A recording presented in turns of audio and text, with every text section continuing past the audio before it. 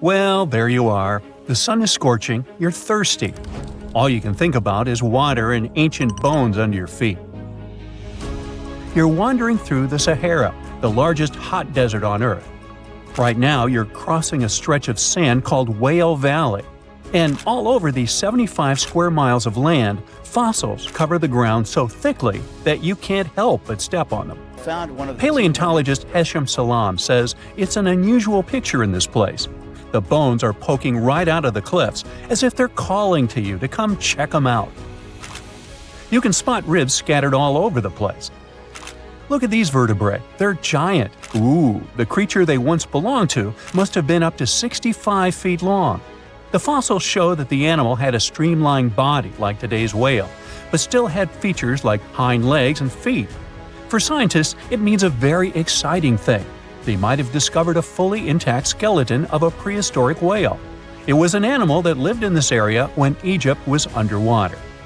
You see, today, the Valley of the Whales is the world's largest ancient whale graveyard.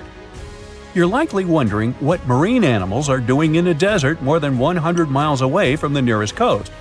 Well, millions of years ago, this desert was at the bottom of a massive ocean called the Tethys, which stretched from Europe to India. When sea levels dropped, the ocean left behind a seabed covered with fossils.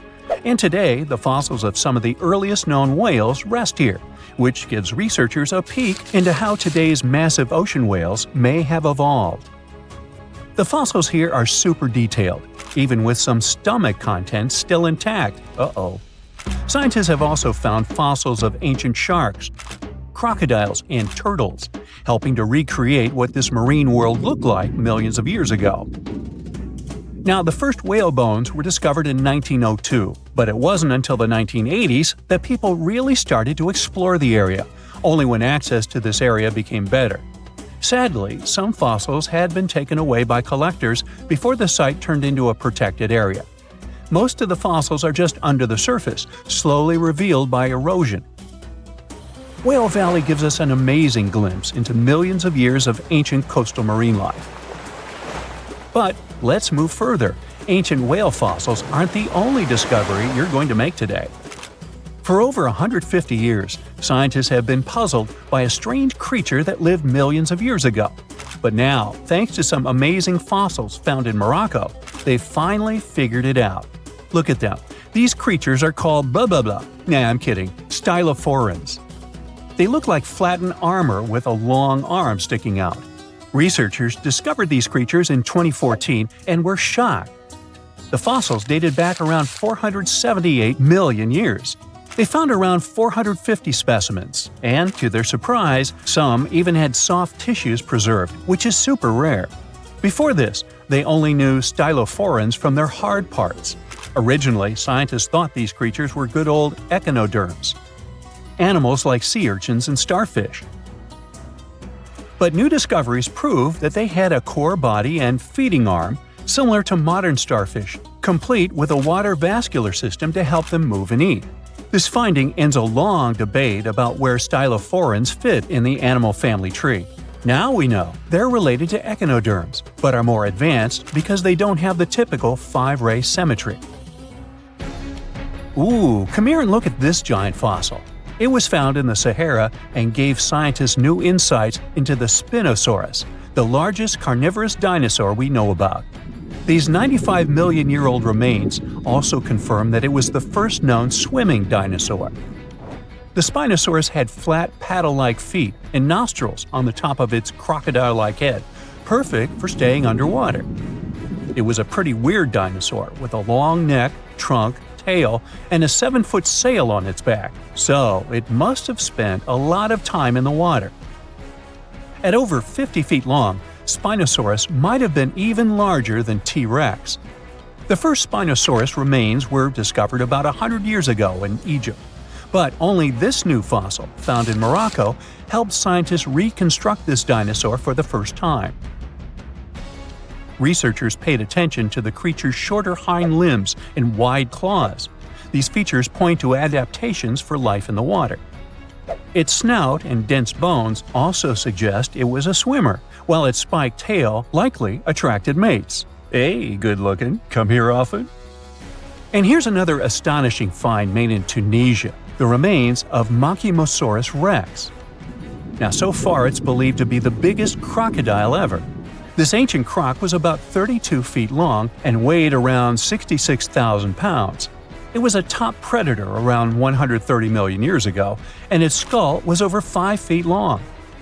Now, this discovery is a big deal because it shows that these crocs stuck around longer than we thought. Before this, scientists believed that they disappeared during a minor extinction event between the Jurassic and Cretaceous periods.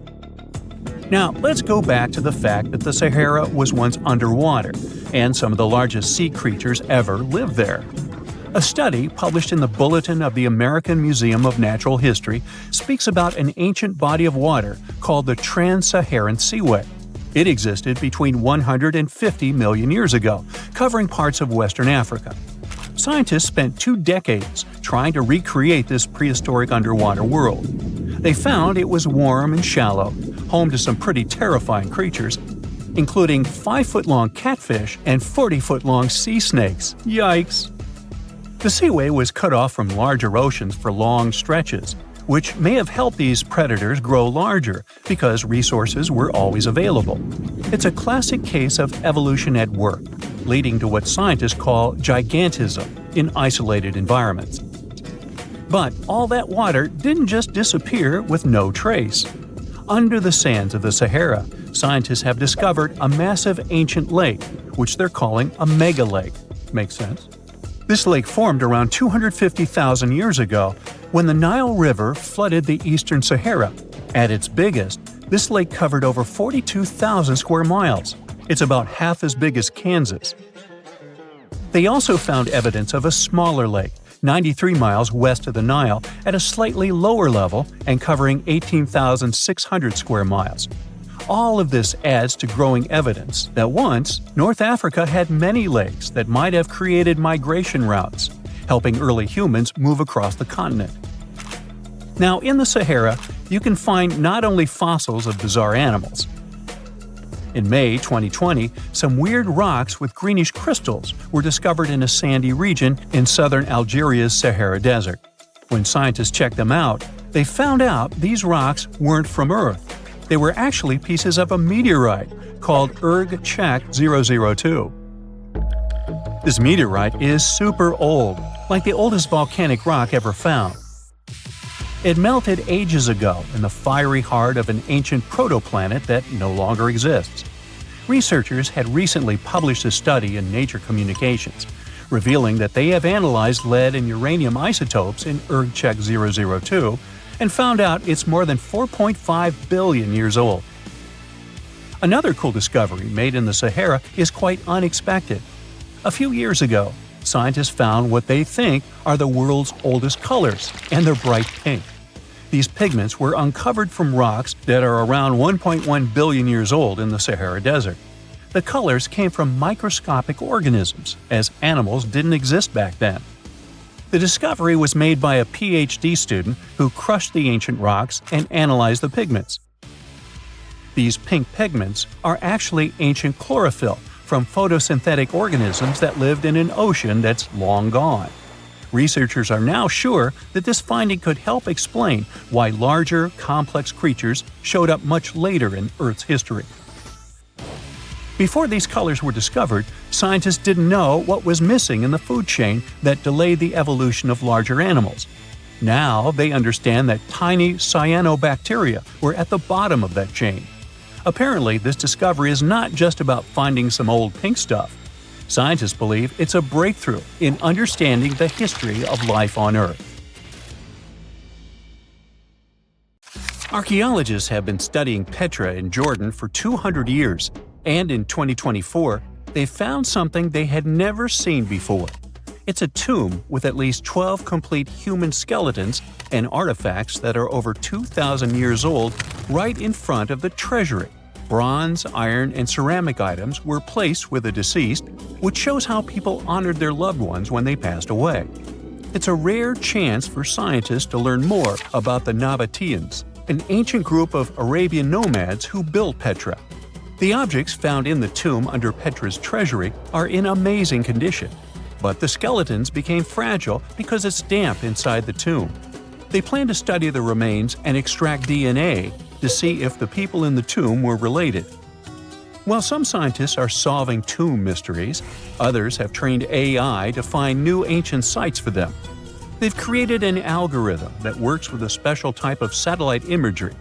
This technique uses radio waves that can peek under things like sand, soil, and even ice to find hidden objects. AI will help search a huge desert on the Arabian Peninsula called the Empty Quarter for archaeological treasures. The lead scientists of the experiment trained the algorithm to recognize hidden locations using data from a site they had found before.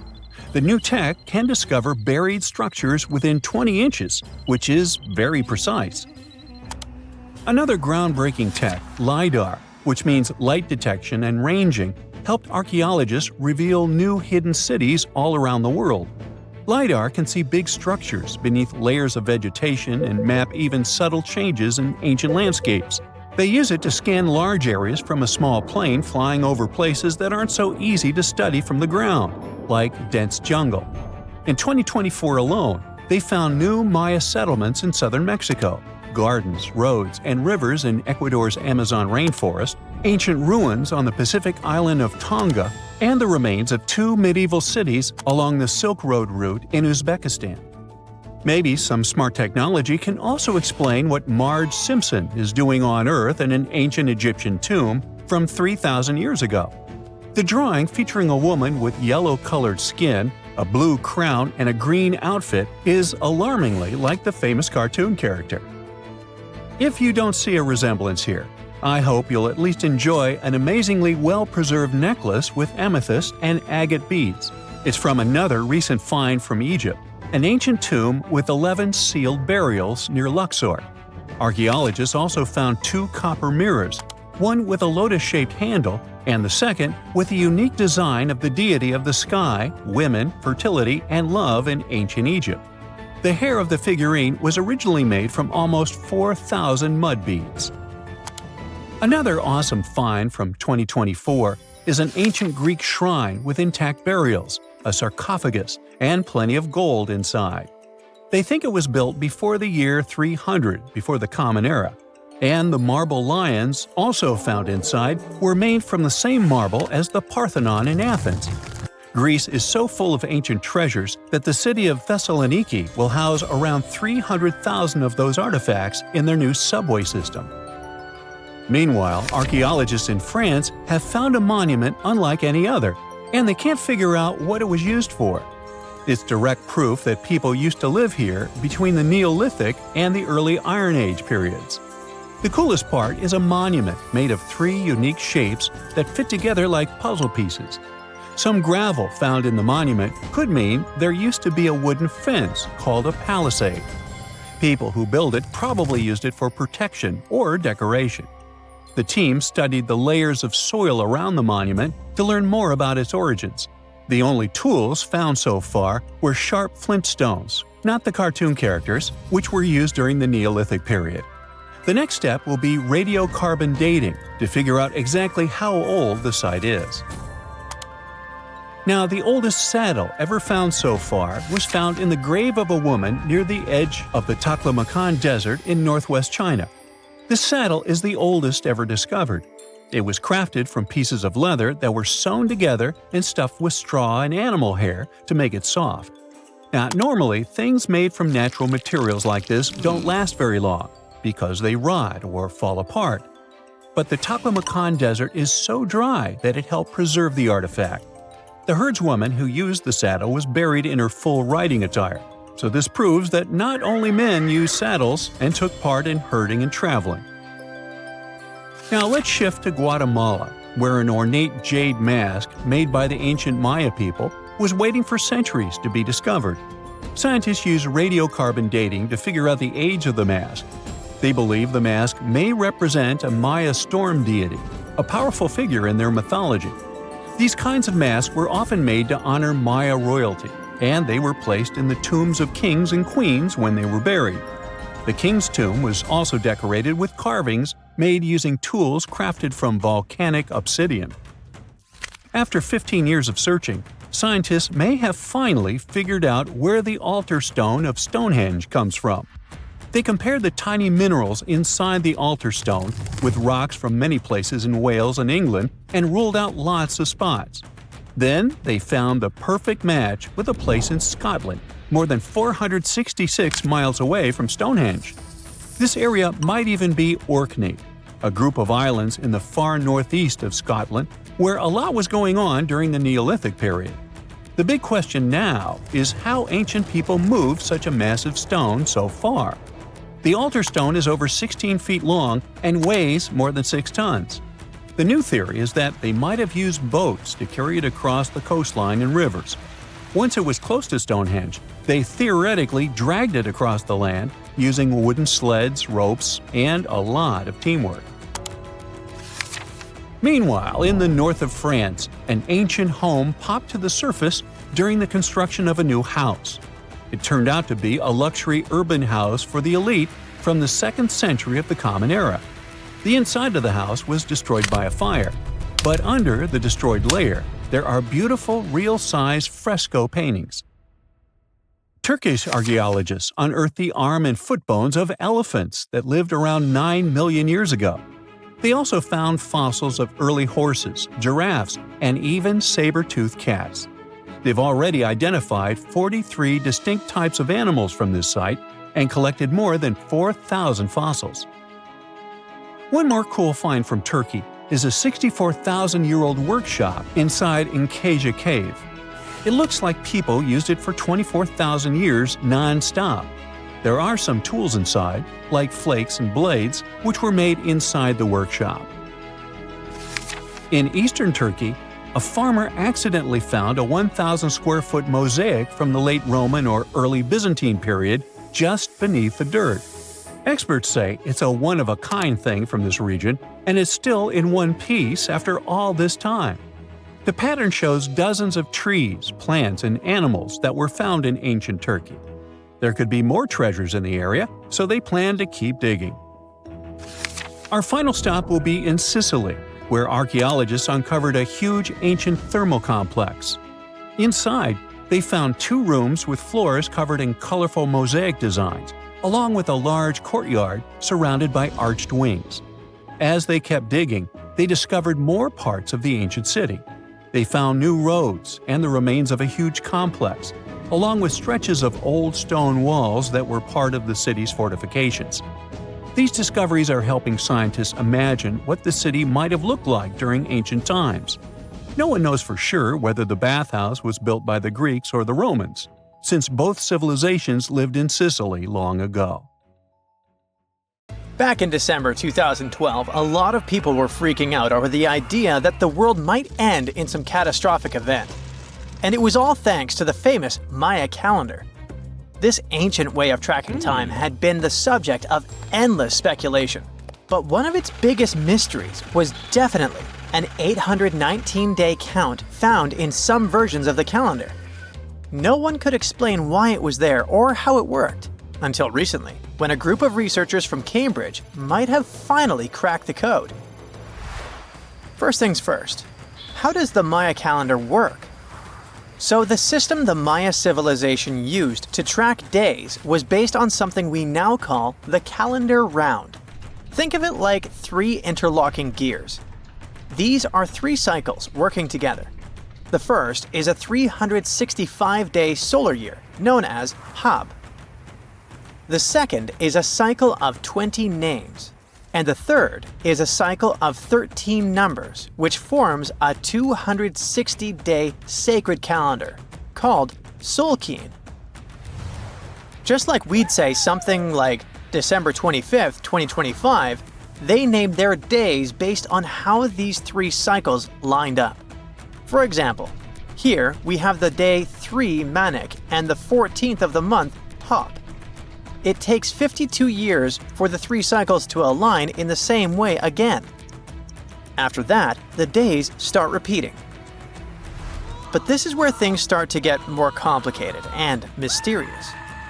On some Mayan monuments, we have also found enigmatic inscriptions pointing to the existence of another cycle, the 819-day count. There are about 20 examples of these inscriptions, mostly found in places like Palenque and Yaxchilan in Mexico. So it didn't seem random at all, and this calendar must have been hiding a big secret. Early research showed that the 819-day cycle was represented by one of 4 colors and the cardinal directions associated with them. Black was tied to the west, red to the east, white to the north, and yellow to the south. Researchers also discovered that this period of time could be broken down into 3 smaller cycles: one of 9 days, one of 7 days, and one of 13 days. Multiply them together, and you'd get 819 days. Pretty cool, but why did they do that? This color scheme and the 3 cycles seemed like a basic level of interpretation, and experts were pretty sure its real purpose was still hidden from us. Another thing researchers noticed is that this strange count of days was mostly shown using a Y glyph followed by a number. But in some cases, they also added a glyph representing Kawil. This was a powerful Maya deity often associated with creation and lightning. He was usually symbolized by a torch coming out of his forehead, representing the spark of life. But in the 90s, a study suggested that when Kawil's inscription showed smoke and fire coming from his forehead, it could actually represent the planets Jupiter or Saturn, or maybe even both. Wait, that means that the 819 days count could be linked to both planets in some way. From there, research focused on figuring out what that link might be. The first conclusion is that this calendar might have helped the Maya track the movements of those planets in some way. Then they started noticing something interesting. These cycles could be specifically tied to the synodic periods of Jupiter and Saturn. By synodic periods, we mean the time it takes for a celestial body, like a planet, to return to the same or nearly the same position as seen from Earth. While this possibility was pretty exciting, something didn't quite add up. Each planet moves very differently, and trying to fit multiple planets into an 819-day span just didn't seem to work. In other words, this 4-part color-coded calendar system was simply too short to align perfectly with the synodic periods of the visible planets. So it looks like we're back to square one. This mystery had people scratching their heads for ages, until 2023, when specialists realized they might have been looking at it all wrong. Researchers actually needed to shift their perspective. Instead of seeing this system as 819 days, they needed to consider the number as representing timelines. And this period of time could be just a small part of a much, much bigger calendar. You see, as we said earlier, this cycle seemed to track the period when a planet became visible to people on Earth. To prove that these 819 cycles were timelines, not actual days, researchers needed a planet that could serve as a starting point to back up their theory. In this case, it was Mercury. And there's a pretty simple reason for that. Mercury's synodic period is 117 days, which fits perfectly into the calendar count. I mean, if you take 1819 and divide by 117, you get the number 7. So, Mercury is the only visible planet whose synodic cycle fits neatly into this period as whole numbers. Perfect. Now they had a solid starting point. From there, they needed to expand the calendar by increasing its length to 20 periods of 819 days. Suddenly, a pattern emerges. And just like that, all the synodic cycles of the planets fit perfectly into the system. For example, Saturn's synodic period from 378 days lines up perfectly after 6 819-day cycles. Venus aligns every 5 cycles, Jupiter every 19 cycles, and Mars, which takes the longest, needs 20 cycles. In other words, it takes about 45 years for Mars to align with the synodic periods of all visible planets. So, this is how researchers determined that the ancient civilization wasn't referring to days, but rather to timelines. The Maya astronomers came up with this count as part of a larger calendar system of 20 periods. But then a question comes up. Why was studying the synodic period so important to the Maya? Well, we don't have super specific answers about this mysterious calendar yet. But what we can say for sure is that the Maya truly believed in the powerful influence of the cosmos on daily life. So maybe they wanted to analyze how the movements of all the visible planets lined up with their other calendars. Of course, this system is just one part of the Maya's amazing and advanced understanding of astrology. And it wasn't just about using astrological cycles for planting and harvesting. They also had crazy specific knowledge, like how to predict solar eclipses. Archaeologists believe the Maya connection to the stars is reflected in the ruins of their world. Take the famous pyramid in the ancient city of Chichen Itza, located in Mexico's Yucatan Peninsula. If you look closely at the base of its staircase, you will see a snake's head carved in stone. But here's the coolest part. During the spring and fall equinoxes, when day and night are exactly the same length, the sun casts sharp, triangular shadows on the staircase. It creates the illusion of a snake slithering down the steps. Another example of how they use their knowledge of astronomy in their temples is in Tikal, Guatemala. Built around year 1 of the Common Era, this pyramid is considered one of the Maya's earliest astronomical complexes. And its alignment and orientation allowed them to track and calculate solstices and equinoxes with incredible precision. The Maya were skilled skywatchers. Just like we have modern-day high-tech observatories with round domes, they had something similar. Meet El Caracol. The name means snail in Spanish and refers to the spiral staircase inside the tower. Built around 906 Common Era, it was the perfect place to observe all the changes in the sky and track the movements of the sun, moon, planets, and stars. Unlike us today, with our telescopes, satellites, and advanced tools, the Maya relied entirely on naked eye observation, and that makes their achievements even more incredible. The unanswered mysteries surrounding ancient civilizations have been a source of inspiration for many conspiracy theorists. In fact, some of these mysteries are so interesting that many of us either already believe them or would like to. One thing is for sure though, none of those thousands of conspiracy theories have ever been, classified. Or have they? We're all aware that the CIA has done some questionable things throughout history for the sake of national security, but you wouldn't expect a book to be both a national and international threat. The CIA recently declassified parts of a book that talks about lost ancient civilizations and the catastrophic events that made them vanish thousands of years ago. This mysterious book was written in 1963 by a guy named Chan Thomas, and it was going to be published by Emerson House in 1965 until the CIA got involved. For some mysterious reason, they classified the book, and it was never released to the public until recently. But here's where it gets interesting.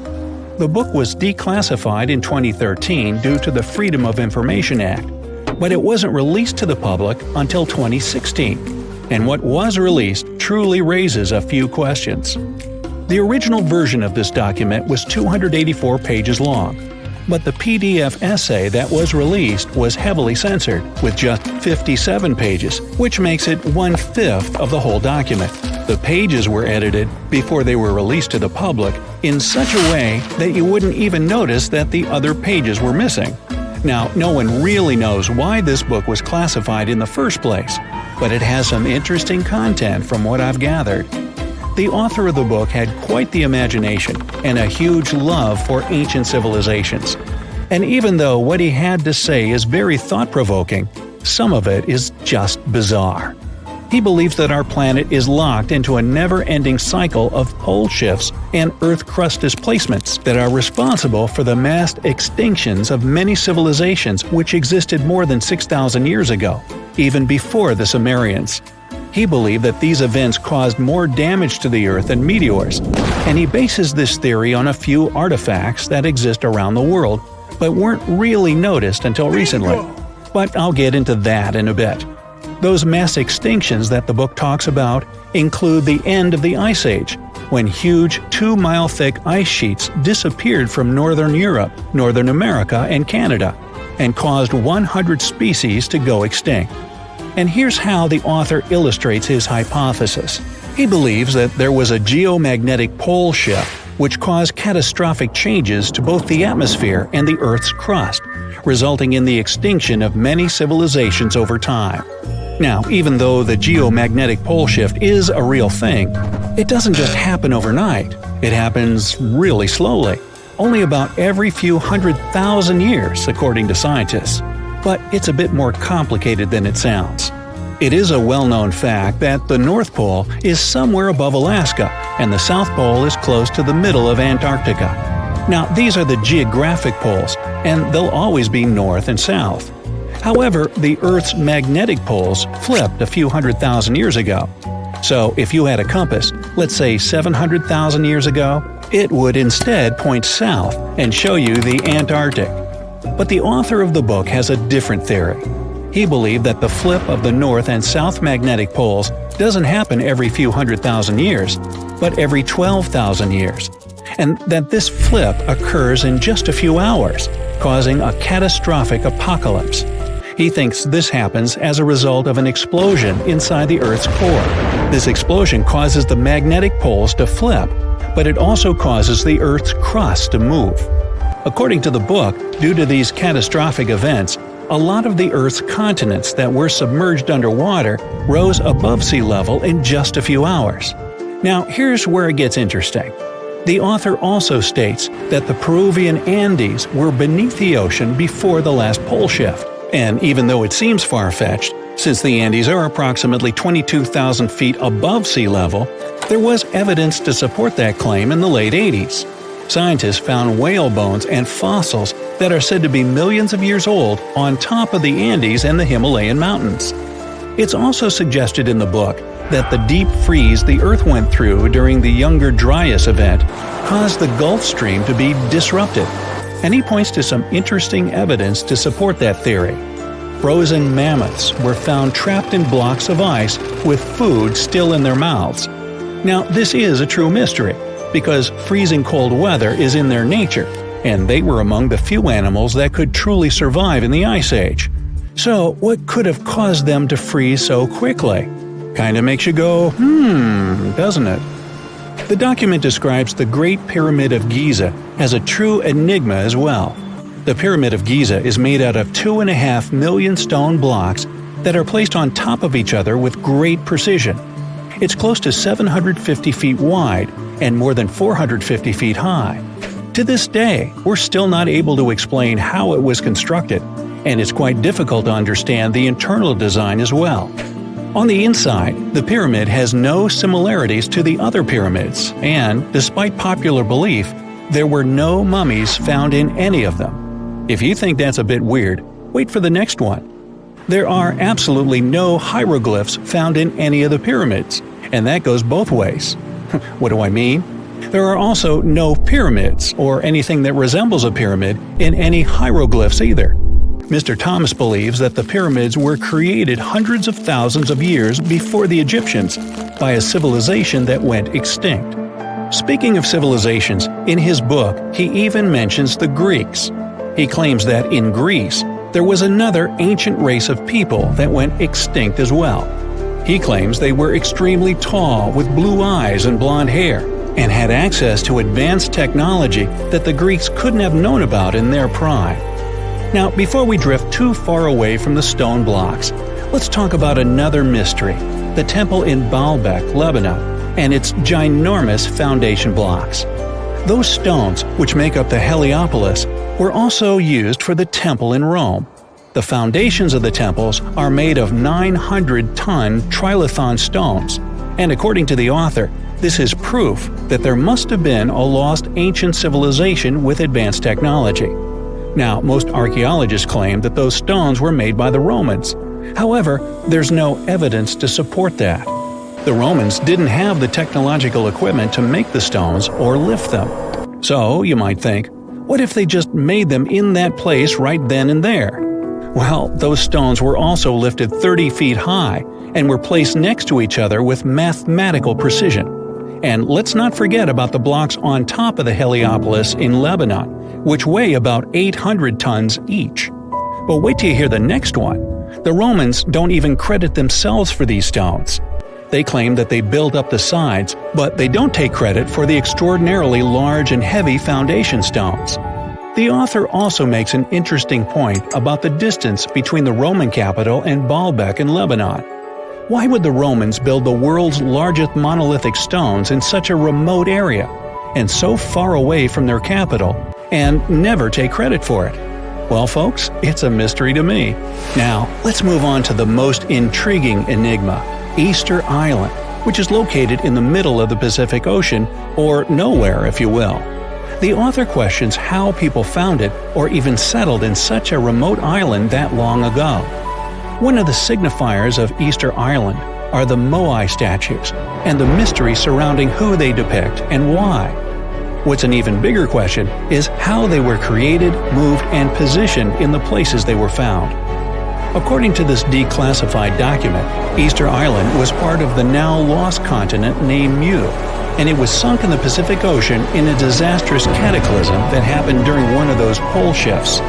The continent of Mu, according to the book, was as big as South America, and what we now call Easter Island is just what's left of that continent.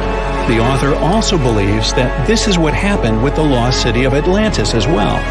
Plato is even quoted about this, saying that the whole city of Atlantis sunk miles beneath the waves within just a day. Even though the whole story sounds very intriguing and makes some interesting points, we know that, scientifically speaking, a cataclysmic pole shift causing entire civilizations to go extinct isn't possible. When you think of an epic desert scene with blazing sun, endless dunes, and those magical little oases, you probably picture the legendary Sahara, right?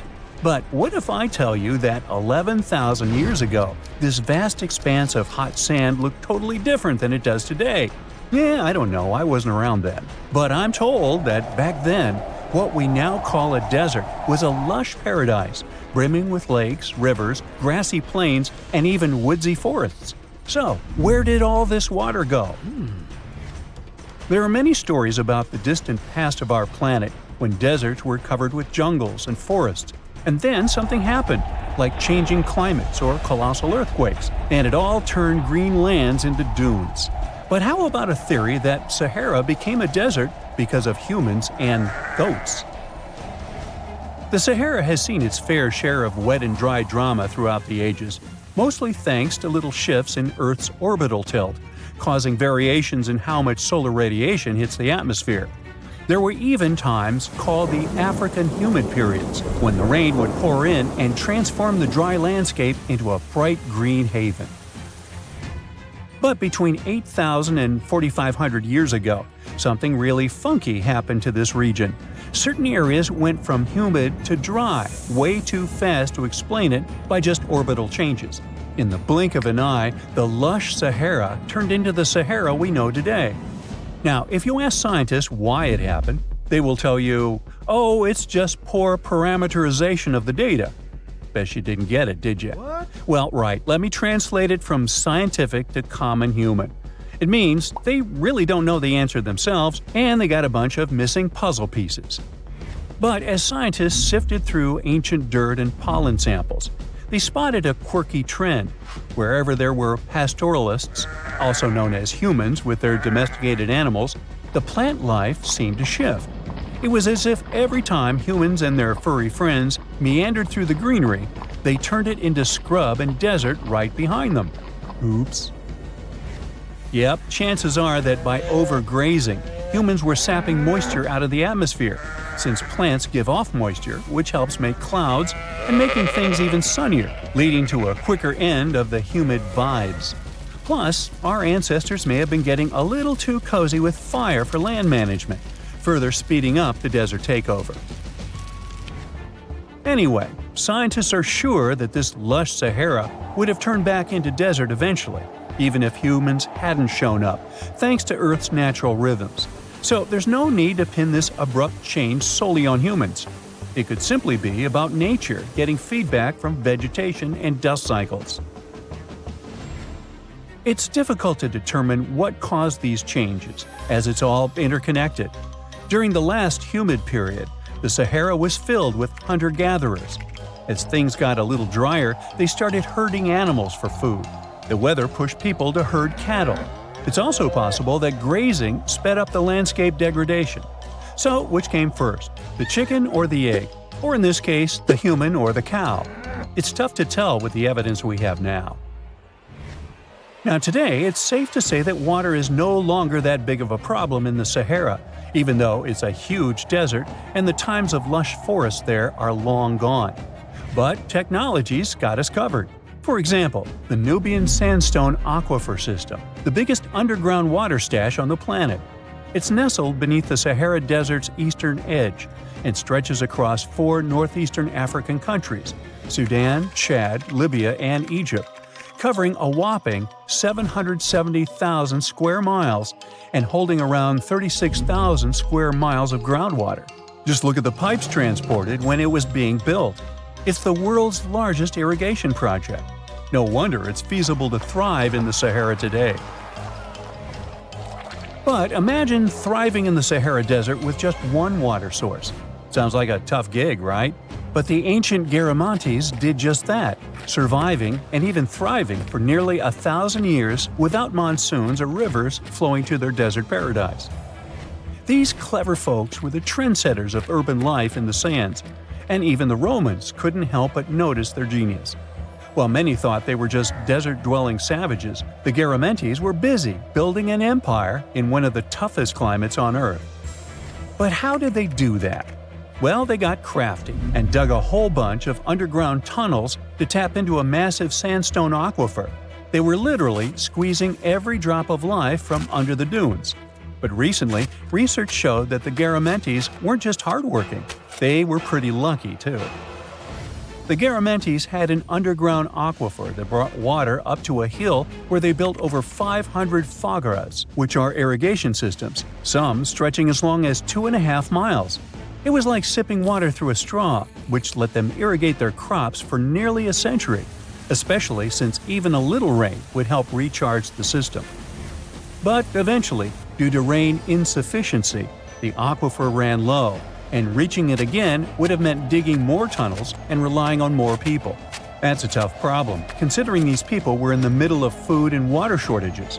Guess I don't need to tell you what happened to the Garamantes, do I? The fall of the Garamantian culture might be linked to several factors. It may have been due to climate changes, or they may have simply used their water resources too much. Back in the day, the Sahara Desert was actually fertile agricultural land, thanks in part to the cool irrigation system the Garamantians created. But since fossil water isn't something you can replenish over time, the groundwater levels dropped pretty low. This likely played a big role in the kingdom's decline by the late 7th century CE. That sounds like someone who hit a lottery jackpot, used up all the money, and went back to their original not-so-cool job once the bank account got fully drained. Oh, by the way, even if the Garamantes left some secret wisdom messages for us, the chances are we'll never get what they wanted to tell us. Nobody really knows what language they used, and their texts are nearly indecipherable to us today. But let's go back to the Green Sahara. So it transformed into a desert about 4,500 years ago. But today, we can understand how people lived in those times in the Sahara thanks to natural parks in Africa that have the ultimate outdoor art gallery. There are well over 15,000 ancient paintings and carvings depicting everyday life from around 11,000 years ago. However, if the carvings aren't enough for you and you feel like visiting an actual green desert, all you have to do is book a flight to California. One of the most beautiful phenomenon in the world, the superbloom, takes place here. Look at all these colors – orange, green, pink. It's a miracle. Wildflowers bloom right in the middle of a hot desert after several years of rainfall in dry places. It's such a bright and colorful landscape that superblooms can be seen from space. This rare phenomenon can be observed in other arid places and deserts in western and southern Africa, Western Australia, and Chile. In all these places, the weather is very hot and dry in summer. Mild humid air comes in winter, and this is the ideal environment for mass flowering. Flower seeds that lie in desert sands can wait for decades before starting to produce flowers.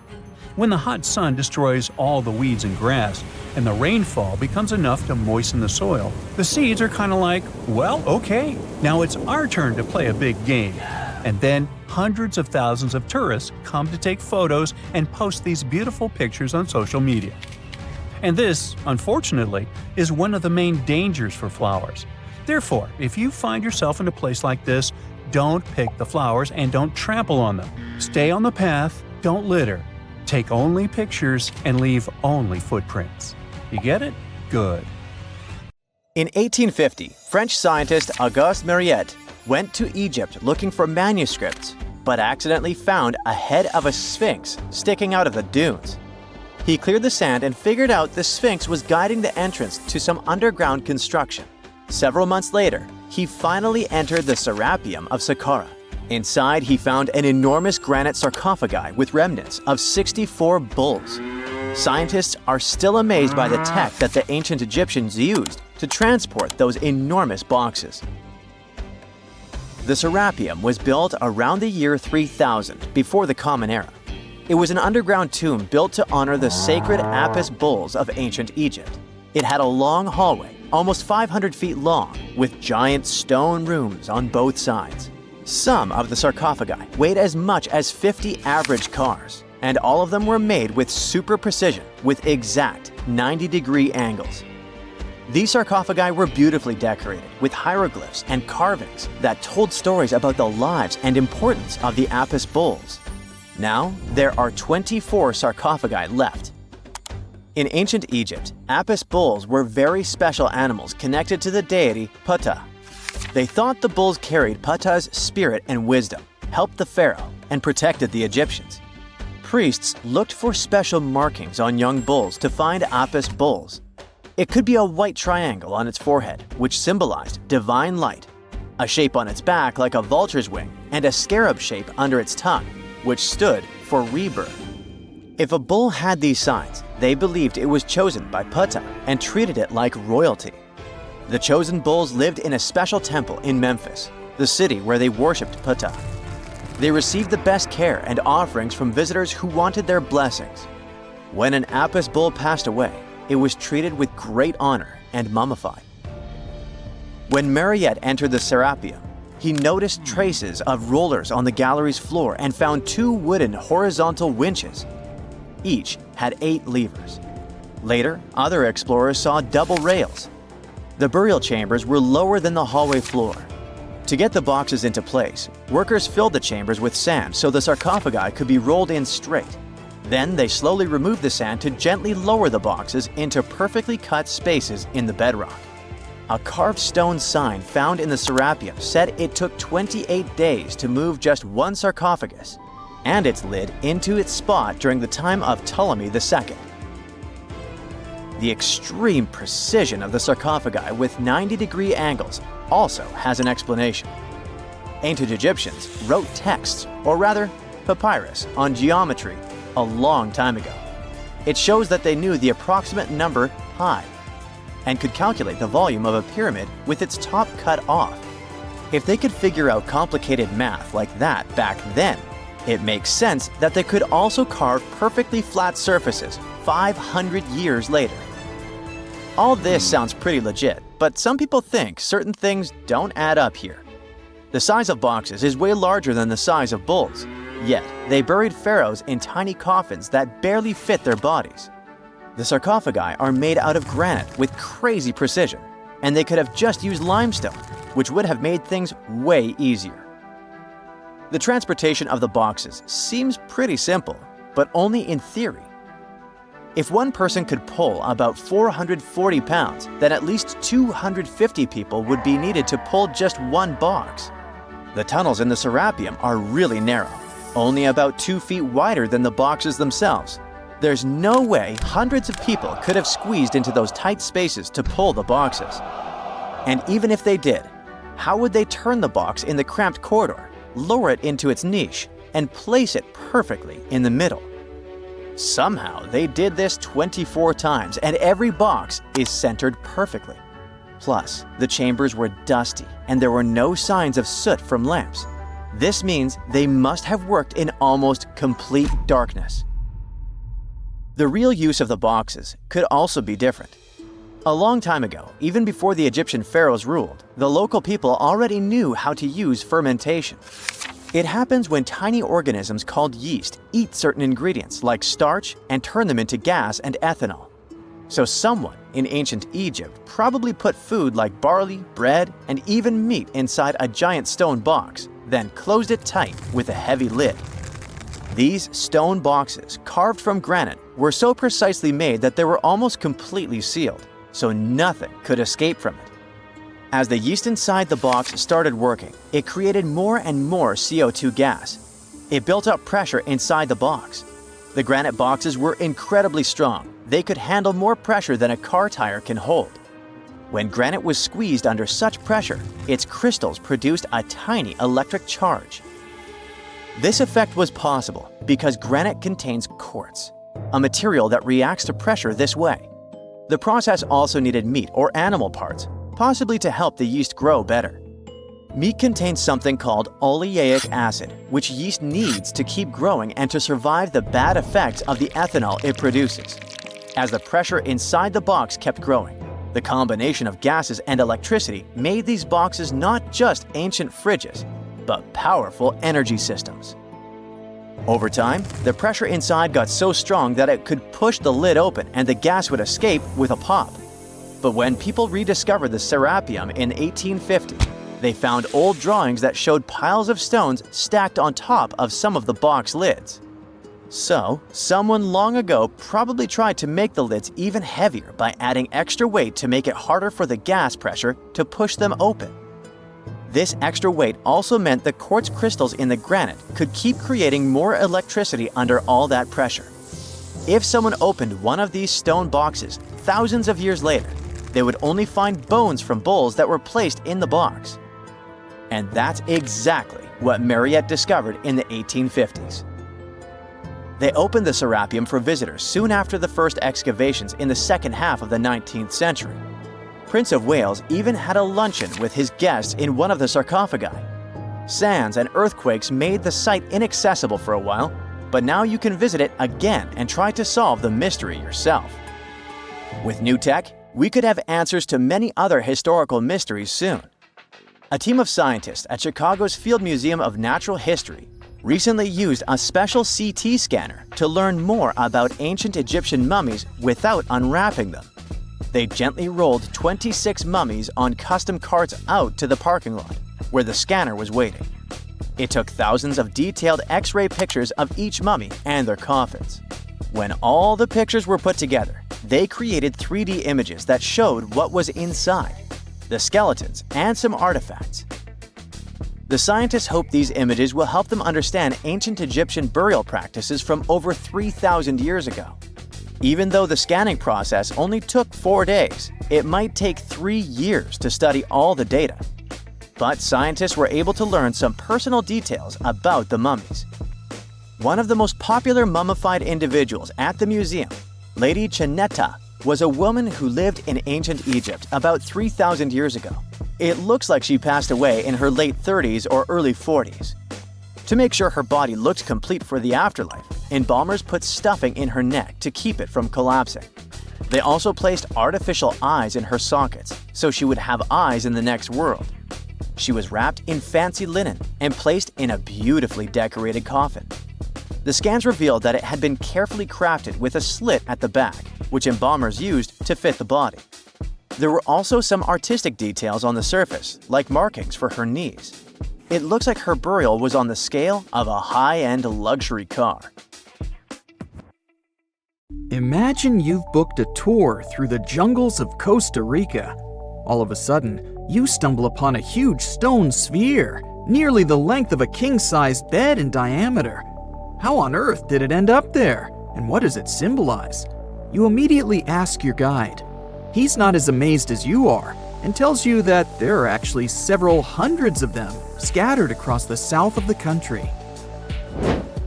The mysterious stone spheres don't have an official name. The locals simply call them las bolas, which means balls in Spanish, while historians refer to them as Diquis spheres, after the culture that produced them. Scientists have studied the sediment layers of the Earth around them and estimate that the earliest were made around the year 600 CE, and the newest ones date to the year 1000 CE. Many of the spheres were relocated after their initial discovery, and that's why archaeologists can't date them precisely. The Diquis culture completely disappeared shortly after they were discovered by the Spanish in the 16th century. Unlike the Mayas and the Aztecs, the myths or legends of these peoples didn't survive, so they cannot explain the existence of the mysterious orbs. More than 300 of these objects have been discovered so far, with some being smaller than 1 inch in diameter, and the largest measures 6.6 feet in diameter, standing taller than most humans. Although there are ones made from limestone, most spheres were carved out of a coarse version of basalt, a type of rock that forms when lava cools rapidly. Some orbs weigh up to 15 tons, and in most cases, their surface is smooth to the touch, although there are coarse, mostly unfinished pieces. If we throw away the theory that river erosion naturally sculpted the spheres, the ancient people seem to have created them by hammering boulders with other rocks. Once they got the rough shape they were aiming for, they would polish the rock to perfection, using techniques such as controlled fracture and grinding. The mysterious spheres are located in the Diquis Delta, on the coast of the Pacific Ocean. Most of them can be found in a place called Farm 6, which, alongside 3 other sites, was proclaimed a UNESCO World Heritage Site in 2014. The area contains other finds from the pre-Columbian era, such as paved areas, burial sites, and mounds. For centuries, the stone balls were hidden under a thick layer of sediment that protected them against the elements and looters until they were unearthed during the 1930s. The company that owned the land was clearing the rainforest for banana plantations when they stumbled upon these unusual stone constructions. Some were damaged by bulldozers, and some by workers trying to pry them open, as they believed there was gold hidden inside. It took a while before the authorities intervened to stop further damage to the finds. Doris Stone, the daughter of an executive of the company that owned the land, was the first to study the spheres. In 1943, she published an article in a leading American archaeological journal, turning the world's attention to the orbs. Expeditions soon followed, and archaeologists were immediately able to determine that the stone formations were human-made, probably created by the ancient indigenous population of Costa Rica. To this day, no one has been able to fully explain their function in a scientific way. It means there's still room for some wild theories about the sphere's origins and true purpose. The most popular theory in the scientific community is that the stone spheres served as decorations and status symbols, as many of them were found near the houses of chieftains. Local tribal leaders were also laid to rest with some of the smaller balls, so these stone formations were definitely associated with power in some way. Chiseling a boulder to perfection involved a lot of labor and planning, and only powerful individuals could afford it at the time. The other popular theory is that the boulders were used for astronomical observations. Individual spheres represented stars or planets, like a primitive map of the night sky.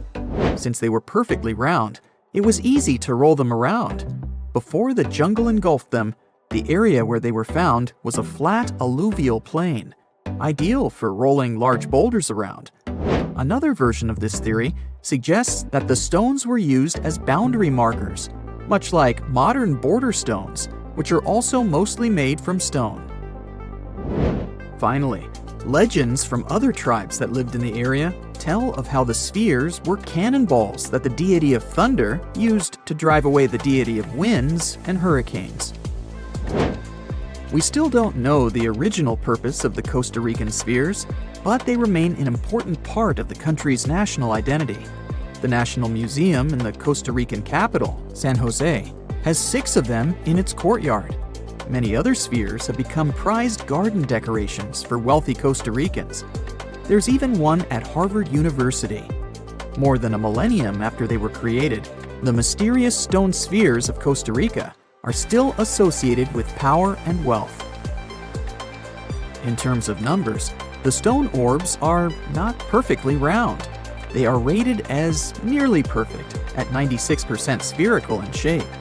And while even that is pretty impressive, the spheres of Costa Rica are not the only ones of their kind. Nearly a decade ago, workers came across mysterious giant stone spheres deep underground in a coal mine in northern Asia. The surface of the spheres, which measured a little over the length of a human footstep in diameter, was unusually smooth, and people tried to explain it somehow. Some were certain they were out of this world, and others suggested the spheres were actually petrified dinosaur eggs. Scientists quickly put an end to further discussion, as it turned out that the mysterious spheres were concretions. Those are rock formations that take millions of years to form deep underground. Think of a pebble that picks up snow as it rolls down a hill. That's how concretions are made. Groundwater, rich in sediment and minerals, flows around the sediment, slowly shaping it into a perfect orb. The process is quite common in nature, but most concretions are fairly small.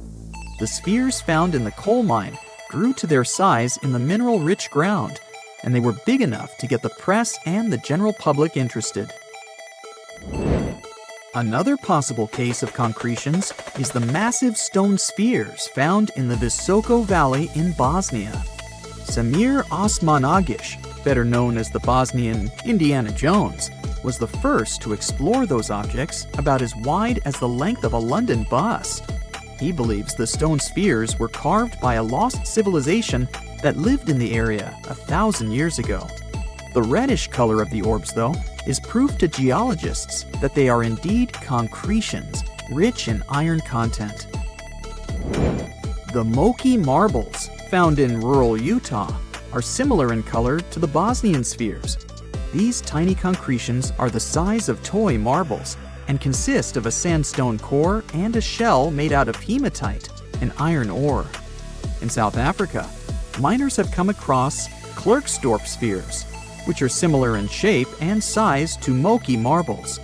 The only difference is that these ones formed inside volcanic sediments and ash.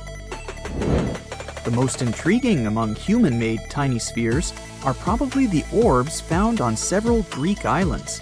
Scientists discovered 700 stones smaller than golf balls near the Bronze Age site of Akrotiri on the island of Santorini.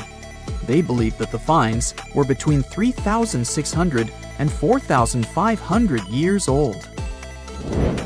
When they compared all the stones' variations in size and color, the archaeologists concluded that these enigmatic stones could have easily been the oldest board game ever made. With the help of artificial intelligence, scientists are now trying to work out the rules of this game. Big news! Santa is real, and he looks like this. I know it's not exactly how we pictured the jolly old guy, but a recently discovered tomb might just be the proof we've been waiting for to show that St. Nicholas was real and Turkish. Turns out, he wasn't a North Pole native, but a kind-hearted bishop from the 4th century, famous for giving gifts to everyone. The legend says he was a wealthy man born in the ancient city of Petra, modern-day Turkey, who traveled to the countryside to help the poor and the sick. For centuries, though, people couldn't be sure he actually existed. Some historical sources say he was buried in Myra, which is now called Demre, Turkey. Since the 80s, archaeologists have been digging around this area, trying to prove it. And now, their Christmas miracle has finally come true. After digging 6 feet deep in an annex of St. Nicholas's church, they uncovered a mysterious limestone tomb, about 2 meters long. while they're pretty sure this is St. Nick's final resting place, they're still searching for an inscription to confirm its exact age. Now, if we're talking about the fictional Santa Claus, legend says his home is in Lapland, Finland. Back in 2018, archaeologists made an interesting discovery that could finally prove that Santa was real. They were digging at a site called Tiny Aro when they stumbled upon about 200 burial pits. But when they looked inside, there was definitely no sign of Santa. Actually, there were no human skeletons at all, just a bunch of things like pottery and animal bones. So no one really knows what this place was. That was the complete opposite of what happened with a group of archaeologists working in the ancient city of Petra, Jordan. Since 2003, there have been rumors about hidden chambers beneath the famous monument called Al-Khazneh, also known as the Treasury. 21 years later, a team finally decided to dig and uncovered an intact tomb. Inside, they found at least 12 human skeletons and artifacts estimated to be over 2,000 years old. Hundreds of thousands of tourists travel to Al-Khazneh every year, and most of them probably go there to see the site of the Holy Grail in the movie Indiana Jones and the Last Crusade. So, do you want to know the funny part? One of the skeletons in the tomb was clutching a ceramic chalice that looked a lot like the Holy Grail. You probably remember the devastating fire that caused massive damage to Notre-Dame in Paris back in 2019. Because of that, the building, originally built between the 12th and 13th centuries, had to be restructured. But archaeologists saw it as a golden opportunity to dig into the site and uncover its hidden secrets. The team was only allowed to dig about 16 inches beneath the floor, but that was enough. As soon as they removed the floor tiles and cleared away a thin layer of dirt, they spotted the top of a lead coffin. Then, they found some limestone sculptures, including life-sized heads and torsos. Altogether, they uncovered over 1,000 fragments of different works of art. Ancient statues have been found in the most random places, including a sewer. In July 2024, Bulgarian archaeologists were checking a Roman sewer in the ancient city of Herculaneum when they found a nearly 7-foot-tall marble statue of Hermes, the Greek messenger deity. This town was completely devastated and abandoned after 2 earthquakes, one in the year 388 and the other in the year 425. But somehow, it didn't destroy this statue. In fact, its head was found in surprisingly good condition. Finding ancient artwork is definitely fascinating, but imagine stumbling upon an entire hidden city in the Amazon rainforest.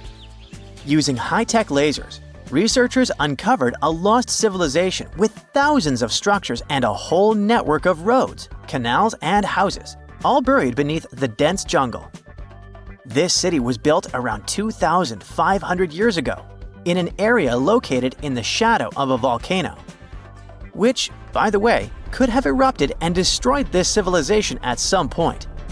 It's hard to say exactly how many people lived there, but experts estimate they stayed up there for about 1,000 years.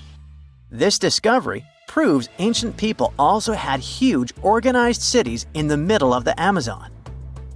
A similar thing happened in Campeche in southern Mexico. An archaeologist was doing some research on the internet when he accidentally discovered a hidden Maya city. This area, now called Valeriana, was huge, about the size of Edinburgh, the capital of Scotland. It had pyramids, sports fields, amphitheaters, and paths connecting different districts. Thanks to satellite images, archaeologists uncovered an entire unknown civilization from the Bronze Age. They were checking out aerial images when they discovered 100 prehistoric settlements in the Pannonian Plain, a region that includes parts of what's now Serbia and Hungary. The people who lived there are now known as the Titsa site group, and it looks like they were a pretty well-organized society, skilled at growing food, hunting, and fishing. Google Earth helped a team to uncover a mysterious set of 400 ancient gates in Saudi Arabia. These gates, scattered across the desert, are thought to be from thousands of years ago. They're made of stone and arranged in weird formations that have left archaeologists scratching their heads. I mean, they don't look like they were meant for funerals, and they don't seem like structures where people lived. So, we still have no idea what they are. Technology is really changing archaeology. Thanks to artificial intelligence and, well, a $1 million prize, we've finally been able to decipher part of an unreadable and super damaged ancient scroll. The Herculaneum scrolls were discovered by workers digging up the ancient town of Herculaneum near Pompeii in 1752. But their condition was so bad that, for years, they were considered indecipherable. Thankfully, AI has helped unveil their secrets. Based on the studies so far, experts believe that one of these scrolls was written by a philosopher who valued pleasures, like music and food, above all else. No doubt, Stonehenge in England is one of the most mysterious places on Earth. Some theories even suggest it was built by extraterrestrials. After more than a century of research, archaeologists are still figuring out how it came together. See that big altar in the middle? Turns out it came all the way from Scotland. And that's pretty wild, considering this massive sandstone block weighs over 6 tons, and the people who built Stonehenge more than 4,000 years ago didn't have the luxury of wheels or modern tools. We can find some pretty amazing stuff in the oceans too. In 2013, a mysterious shipwreck was found about 20 feet underwater off the coast of Kenya. At the time, no one knew where it came from, but now, researchers are pretty sure this could be a ship from Vasco da Gama's fleet. You know, the famous Portuguese navigator, best known for being the first to sail from Europe to India by rounding Africa's Cape of Good Hope. If it's confirmed, this shipwreck could be one of the earliest European shipwrecks in the Indian Ocean. Ancient treasures can take many forms, including a bottle.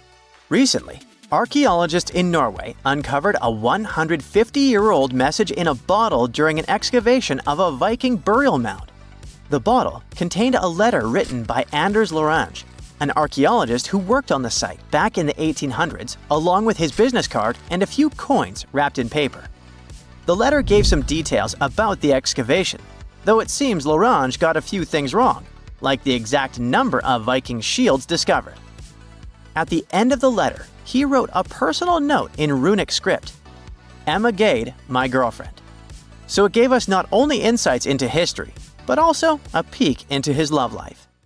There are entire communities of unusual tiny organisms that live in lagoons in Patagonia, and they are some of the first forms of life ever. No one had known about them until 2 scientists, Brian and Maria, went to explore certain areas in Patagonia. Now, Patagonia occupies nearly half of Argentina, and few people live there, only some farmers and sheep ranchers that mostly stay near rivers and grow things such as apples, pears, and alfalfa. A long time ago, it was a wild and distant place where Indian tribes lived. But this time, we're going to follow the tracks of life forms that appeared long before humans and look closer at these interesting microorganisms Brian and Maria found. Those two had to drive for 9 hours on some rough roads to reach their destination. They stayed in a small village. Only 35 people live there. These people depend on just one spring because it almost never rains there. On the last night in the village, Brian realized that satellite images he had taken had shown a set of lagoons that were only 10 miles away. The next day, the small team jumped into a car and went up the road as far as they could until it became too difficult to drive. They continued hiking the rest of the way. It was hard because they had to carry water to deal with the intense sunlight. In some spots, they ended up sinking up to their knees in a slush made of salt. Up there were 12 lagoons with perfectly clear waters.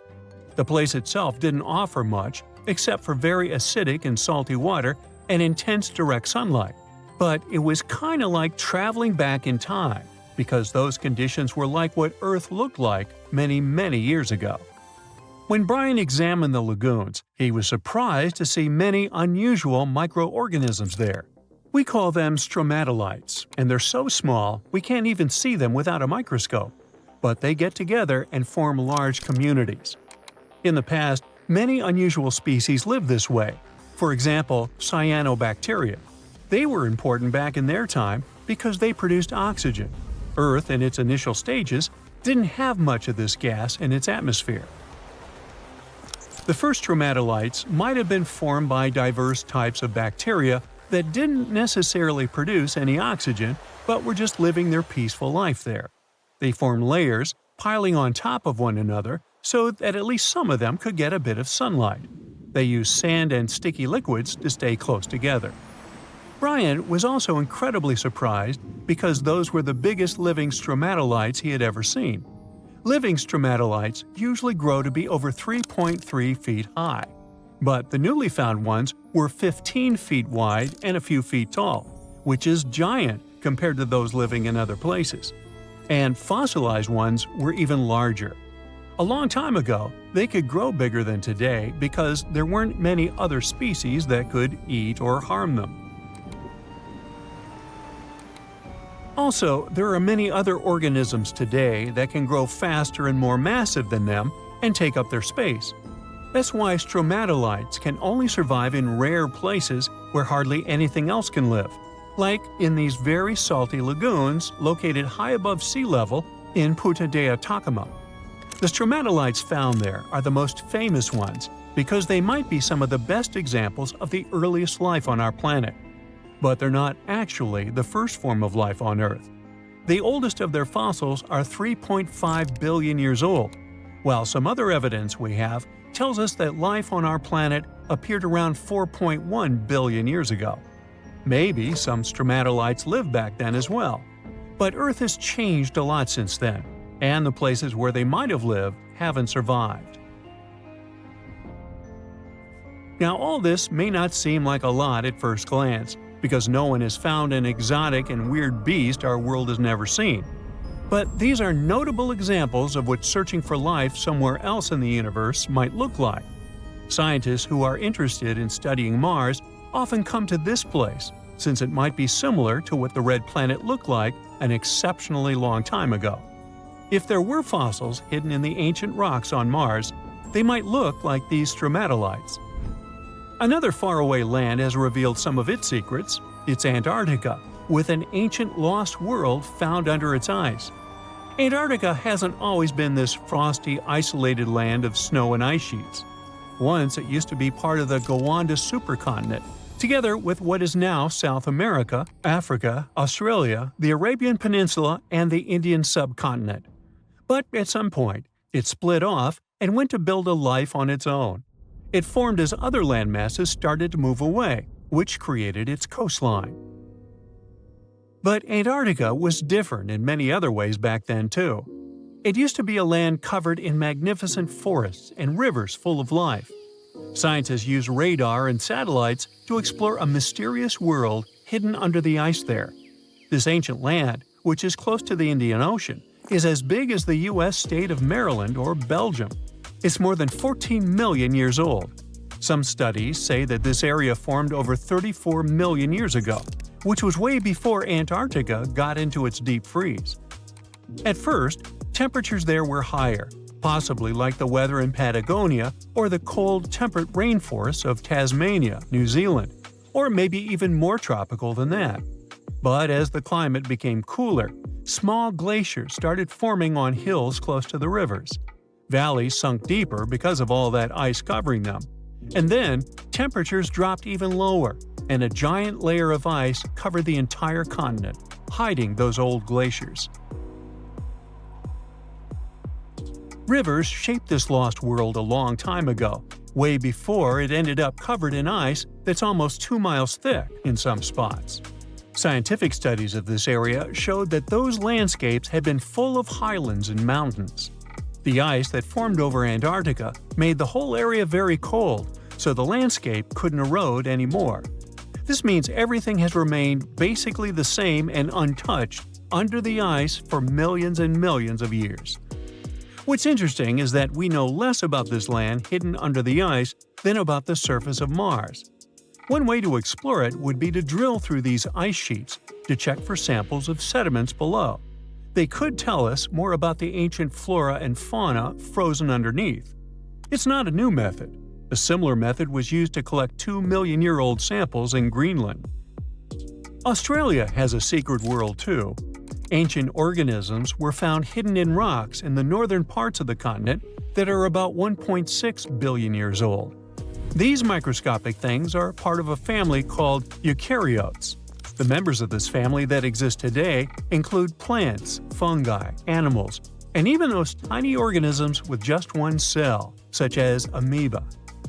All living things with nuclei in their cells, including us, can trace their family tree back to one of the oldest members of this family. That one is called the last eukaryotic common ancestor, and it lived more than 1.2 billion years ago. Those ancient organisms were more complex and bigger than bacteria. Maybe they were the first predators on Earth, hunting bacteria.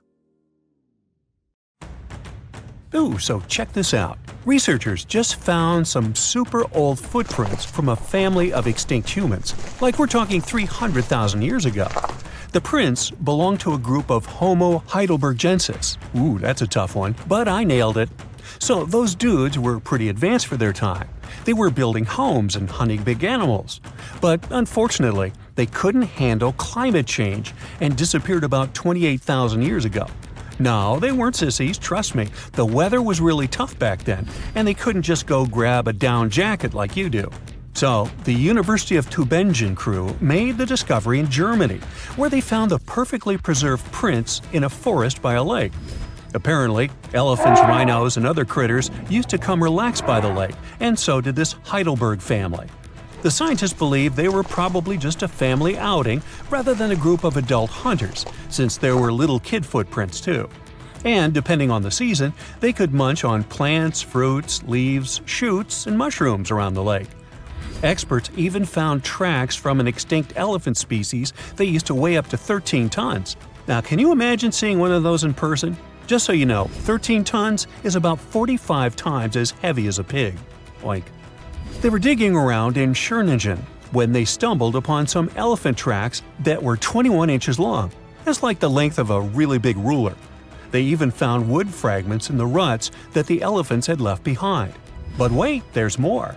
They also found a rhino print from the Pleistocene era, which is pretty wild. It's the first time they found a footprint from this particular species in Europe. Who knew rhinos had such big feet? Except those whom the rhino stepped on. Meanwhile, over in New Mexico, some British and American archaeologists found some ancient human footprints that date back 23,000 years. They used radiocarbon dating to figure out when these footprints were made, and it turns out they were stomped into the mud during the last glacial maximum. That's when ice sheets covered much of North America and sea levels were lower than they are now.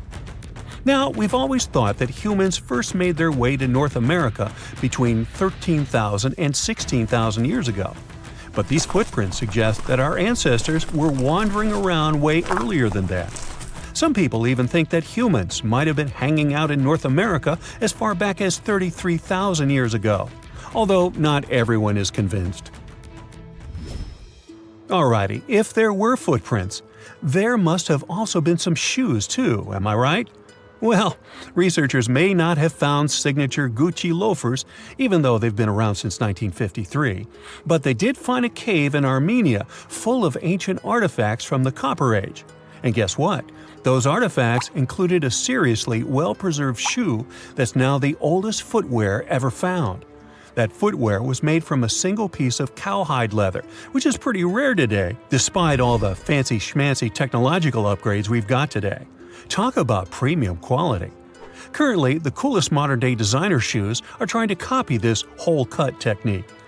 The shoe was also rubbed with some kind of plant or vegetable oil for extra durability, and it even had shoelaces that crisscrossed through a series of holes, just like our beloved sneakers today.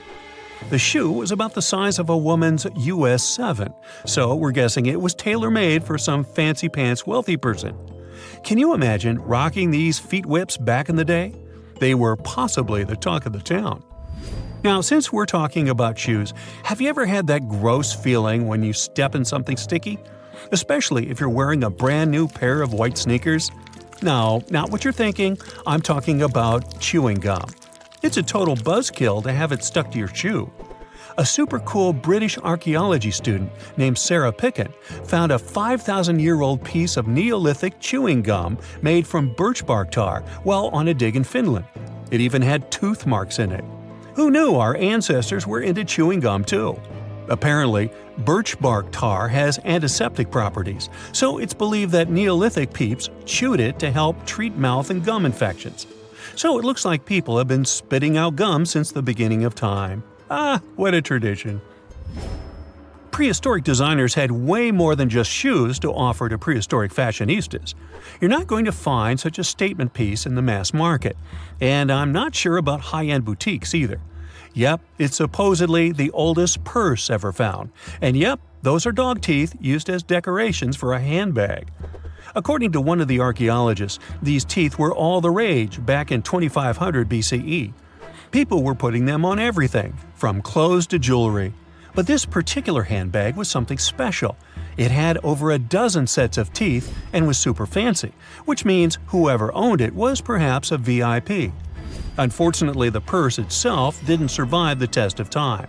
All that's left are these teeth, pointing in the same direction and looking like a modern-day handbag flap. It must have been truly chic back in the day, but it's a good thing we've moved on to more humane materials for our accessories. Did you hear about the dino-sized discovery on Yorkshire's coast? Yep, sometimes scientists discover not human footprints, but dino footprints. This time, they found a record-breaking dinosaur print that could have been left by a predator taking a break 166 million years ago. Can you imagine a T-Rex lounging on the beach with a smoothie in hand? This 3-foot-long fossil, spotted in Burniston Bay near Scarborough, is the largest ever discovered in the region. The team of researchers who studied the track concluded that it was made by a giant carnivore like a megalosaurus. That's one big and hungry dino. The footprint is the largest made by a theropod, which is a group of bipedal dinosaurs that includes the infamous Tyrannosaurus rex. So, we're talking about some seriously big and scary creatures here.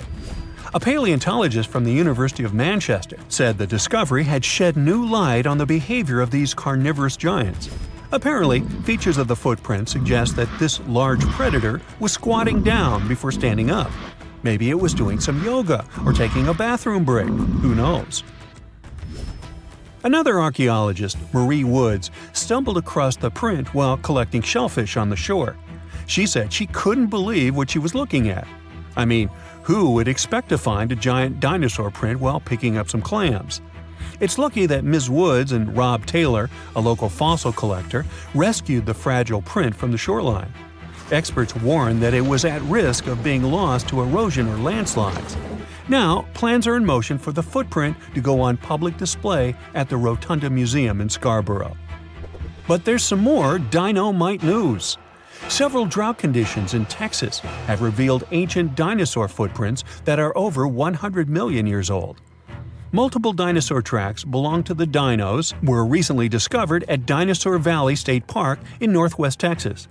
The droughts have caused a river running through central Texas to dry up almost entirely, which is how these prehistoric prints were finally uncovered. This guy was a real beast, measuring 15 feet and weighing in at 7 tons. It used to roam the area over 113 million years ago, according to the state park. About 60 prints from this dino have been revealed due to the drought, with an estimated 140 tracks from the dinosaur in total. But that's not all. Prints from Sauroposeidon were also discovered. This creature was a massive 66 feet long and weighed about 48 tons when fully matured. Experts believe that the Acrocanthosaurus preyed on Sauroposeidon, which explains why their prints were found together. There's a weird thing though. Sauroposeidon was bigger than Acrocanthosaurus. Can any professors please explain to me why the smaller dude would munch on the bigger one? There's something really bizarre going on at these 12 points scattered across the Earth. The vile vortices, as they're called, are these creepy spots over the Tropic of Cancer, the Tropic of Capricorn, and the North and South Poles, where weird forces seem to take over. You've probably heard of the most famous one, the Bermuda Triangle. It's believed that more than 50 ships and 20 airplanes have mysteriously disappeared in this area. which is located between Florida, Bermuda, and Puerto Rico. But what most people don't realize is that the Bermuda Triangle actually has 11 siblings, and these other spots can be even more terrifying. Let's start with Mohenjo-Daro. This was a thriving city located in what is now Pakistan. Built around 2500 before the Common Era, this urban center was once home to about 40,000 people. But then, suddenly, people abandoned it by the year 1700 before the Common Era. In the 1940s, an archaeologist discovered 39 human skeletons at the site, which fueled the theory that the city was invaded by some other civilization at some point. But honestly, it's hard to confirm that, since archaeology doesn't really explain the city's sudden destruction or the disappearance of its people. It's led to a bunch of bizarre theories. One of them talks about an ancient extraterrestrial race that might have lived there, and a malevolent wind that swept through the city. Another ancient city with a similar mystery is the Great Zimbabwe. Its construction began in the 11th century, and at its peak it housed up to 18,000 people. But for reasons we'll probably never fully understand, it was abandoned in the 15th century. Archaeologists were really interested in this place, and that's when things got even weirder. They found 8 of these birds, now called the Zimbabwe birds. These soapstone sculptures were found sitting on stone columns that were over 90 centimeters tall. Nothing like them has ever been found anywhere else, and their meaning is still a total mystery. Some think each bird represents a new king, but other theories suggest they were ancient animals very dear to the people who lived there. Adding to the mystery, local legends talk about a strange, short man who's sometimes seen wandering around, but he always disappears before anyone can get close. Then there's Easter Island, another one of the 12 Vile Vortices. It's located in the eastern Pacific Ocean, and it's famous for its nearly 1,000 enormous statues called moai. We still don't know what they mean, or how they were made. Some of them are almost 30 feet tall and weigh as much as 80 tons. Today, it wouldn't be that tough to move and carve these statues, but we're talking about a period between the years 1100 and 1680. So nobody really knows how they did it. Some specialists believe these statues were carried across the island, while others think they were pushed on log rollers. But the most bizarre theories suggest extraterrestrials were involved. Algeria is another land rich in ancient mysteries, and one of the most fascinating is something called the Jedars. These are 13 monuments with square stone bases and angular mounds, built between the 4th and 7th centuries. But the weird part is, no one knows their purpose. One of them had an inscription in Latin, but it was so worn down that the message was nearly impossible to read. The best guess so far is that these monuments were probably tombs for royalty, although no one knows exactly who was supposed to be buried there. What we do know is that there are many myths related to strange disappearances in the region. The next mysterious spot is located south of Tokyo in the Pacific Ocean, and it's called the Dragon's Triangle. Does that name ring a bell? Yep. Just like the Bermuda Triangle, this area is known for strange disappearances of airplanes and ships. One of the most chilling stories dates back to 1945, when a plane allegedly vanished. The pilot supposedly sent a radio transmission right before the aircraft disappeared, claiming that something strange was happening in the sky, like it was opening up or something.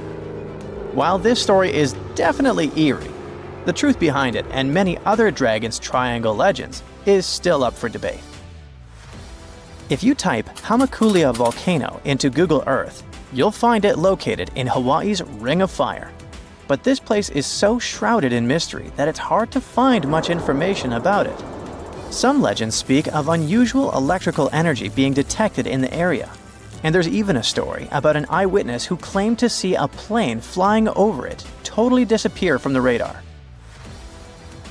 Another eerie spot is the South Atlantic Anomaly, which is an area on Earth where natural radiation flows out of control. While this doesn't affect our daily lives on the surface, it has a pretty big impact on Earth's atmosphere. The radiation there is so intense that it can knock out the onboard computers of spacecraft and interfere with the data collected by satellites passing through the area. To deal with this, specialists had to add an additional shield to the International Space Station. The South Atlantic anomaly is also linked to a weird event that astronauts experience called cosmic ray visual phenomena. They've reported seeing random flashes of light or shooting stars out there in space, but it's all just some kind of illusion. From wild radiation to strange seismic activity. The Wharton Basin in the Indian Ocean is a place known for unusual tectonic events. In April of 2012, a massive earthquake measuring magnitude 8.6 hit the region. This was considered the largest intraplate earthquake ever recorded, meaning it happened within a tectonic plate rather than at its boundary. This caught the attention of scientists, who now speculate that the region might be forming a new boundary between the Australian and Indian plates. But for now, this is all still one big mystery. Now let's head to the Pacific Ocean. More specifically, to the New Hebrides Trench. This submarine trench is about 750 miles long and 45 miles wide. It formed when the Australian plate slid under the New Hebrides plate. There's no doubt that this is one of the creepiest and deepest spots in the ocean. The danger isn't just down in the deep sea either, as this trench has been connected to several earthquakes that affected New Caledonia and Vanuatu. This area also has some strange features. For example, when scientists explored it, they didn't find a single grenadier fish down there. This type of fish is one of the most common deep-sea creatures you'd expect to see in trenches around the Pacific. So why aren't they around the New Hebrides Trench? Maybe they know something we don't. The two remaining vile vortices are the North and South Poles. These two are on the opposite ends of the planet, but they share one thing in common: strange disappearances. One of the most famous stories from the North Pole happened in 1897. 3 brave explorers set out on a journey to reach the North Pole using a hot air balloon. But they never completed their mission. Their mysterious disappearance remains one of the most intriguing, unsolved mysteries in the history of Arctic exploration. The South Pole is also known for similar mysteries. It's believed that hundreds of people may be buried beneath the snow and ice of the coldest continent on Earth. Even with all the advancements in technology and knowledge, the South Pole can still be extremely dangerous for anyone who ventures there. The temperatures can drop to almost minus 130 degrees Fahrenheit, and the winds can get up to 200 miles per hour. And that's definitely enough reason to stay away. Now that you're familiar with the 12 vile vortices, let me tell you something even stranger. If you look at a map, you'll see that these places are arranged in a way that looks pretty similar across the globe. Here's the weird part. If you connect these spots where unexplained events have occurred, you actually form the geometric shape of an icosahedron. This could be just a huge coincidence, but the fact that these mystery spots align with this shape makes them even more intriguing. Mirror check. You've got your beige parka on, your chisel is packed, and your overnight plane ride to Saudi Arabia is booked. You know what this means, right? Unfortunately, you weren't cast in the remake of Dune. It just means that you're ready to go explore the world's largest desert areas in the hopes of uncovering prehistoric secrets about our ancestors. Let's get one thing straight. If you ever thought that deserts were empty spaces, think again. They might be filled with sand as far as the eye can see, but they also hold a lot of history, you know, because before humans settled down in cities and towns, we were nomadic people, and we traveled all around the globe looking for food, water, and shelter. So we had to come up with some interesting stuff to survive. Like this thing that was found in the desert of Saudi Arabia. Do you have any idea what this could have been? Over many years, scientists have discussed the origins and use of huge structures such as these ones. It seems our Neolithic ancestors were way smarter than we gave them credit for. They didn't spend all their hours around the fire carving weapons out of stone. No, they were also practicing their architectural skills. These huge stone structures are called desert kites, because if you look at them from a distance, well, they sort of look like kites. Archaeologists have arrived at the consensus that these kites were used to lure animals in. This way, it would make it easier for our ancestors to guarantee their week's food. But that's not all. Take a look at these monolithic structures right here. They show us that our ancestors probably drew on rocks, the blueprint of what they were going to build on the ground. Just like modern-day architects, desert kites could be miles long, so they drew out a plan before actually building them. The most surprising feature of all is that these kites were built even before things such as Stonehenge. We're talking around 7,000 to 9,000 years ago. Over the last decade, scientists have been able to identify over 6,000 desert kites spread across the Middle East and West and Central Asia. If you don't think this huge, try building something this large without the help of any drones. It looks like a pretty difficult feat to me. And apparently, Saudi Arabia's desert is filled with more amazing things. Scientists have found mysterious stone structures that are older than the pyramids of Giza in Egypt. So of course, you can't wait to go check that out. Can we all agree that carrying around heavy rocks to build a pyramid without the help of modern technology sounds absurd? I mean, how on earth did they do it? Now imagine turning back the clock about 2,000 years into the past and finding humans that built similar gigantic structures in isolated areas. Take a look at these so-called mustadels. They are rectangular structures built from piled-up stones, found over 77,000 square miles. Some archaeologists believe that these monuments were used for ritualistic purposes, maybe processions of some kind, where people would walk from one end of the plateau to the other. I'd be down for that. Now let's move on to another deserted area. We're entering the world-famous Sahara Desert landscape. Isn't it beautiful? Here, you're about to unravel an ancient mystery, something that took years for researchers to solve. Fun fact, the Sahara Desert is the world's largest hot desert. It spans over 3 million square miles, which would be like putting 1,000 times the country of Hawaii next to each other.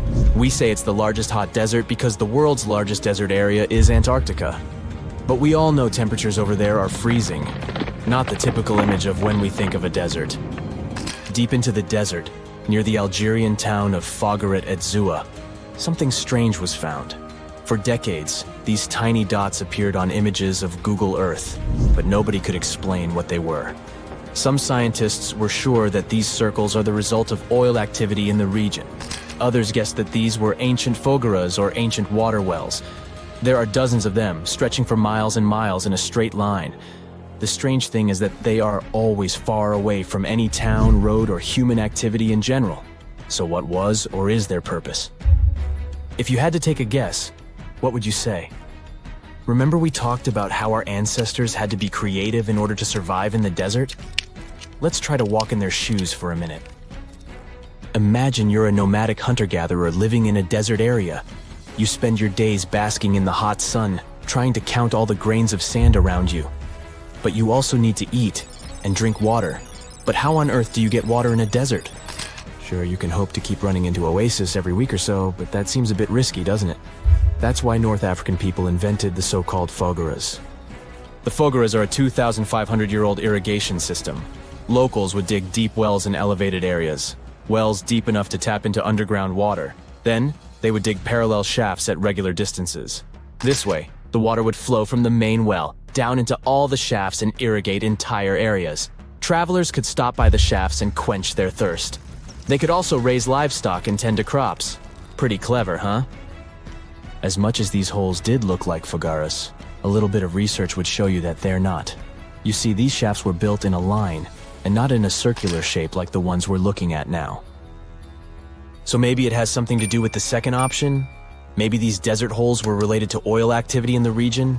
Let's have a look at the holes up close and personal.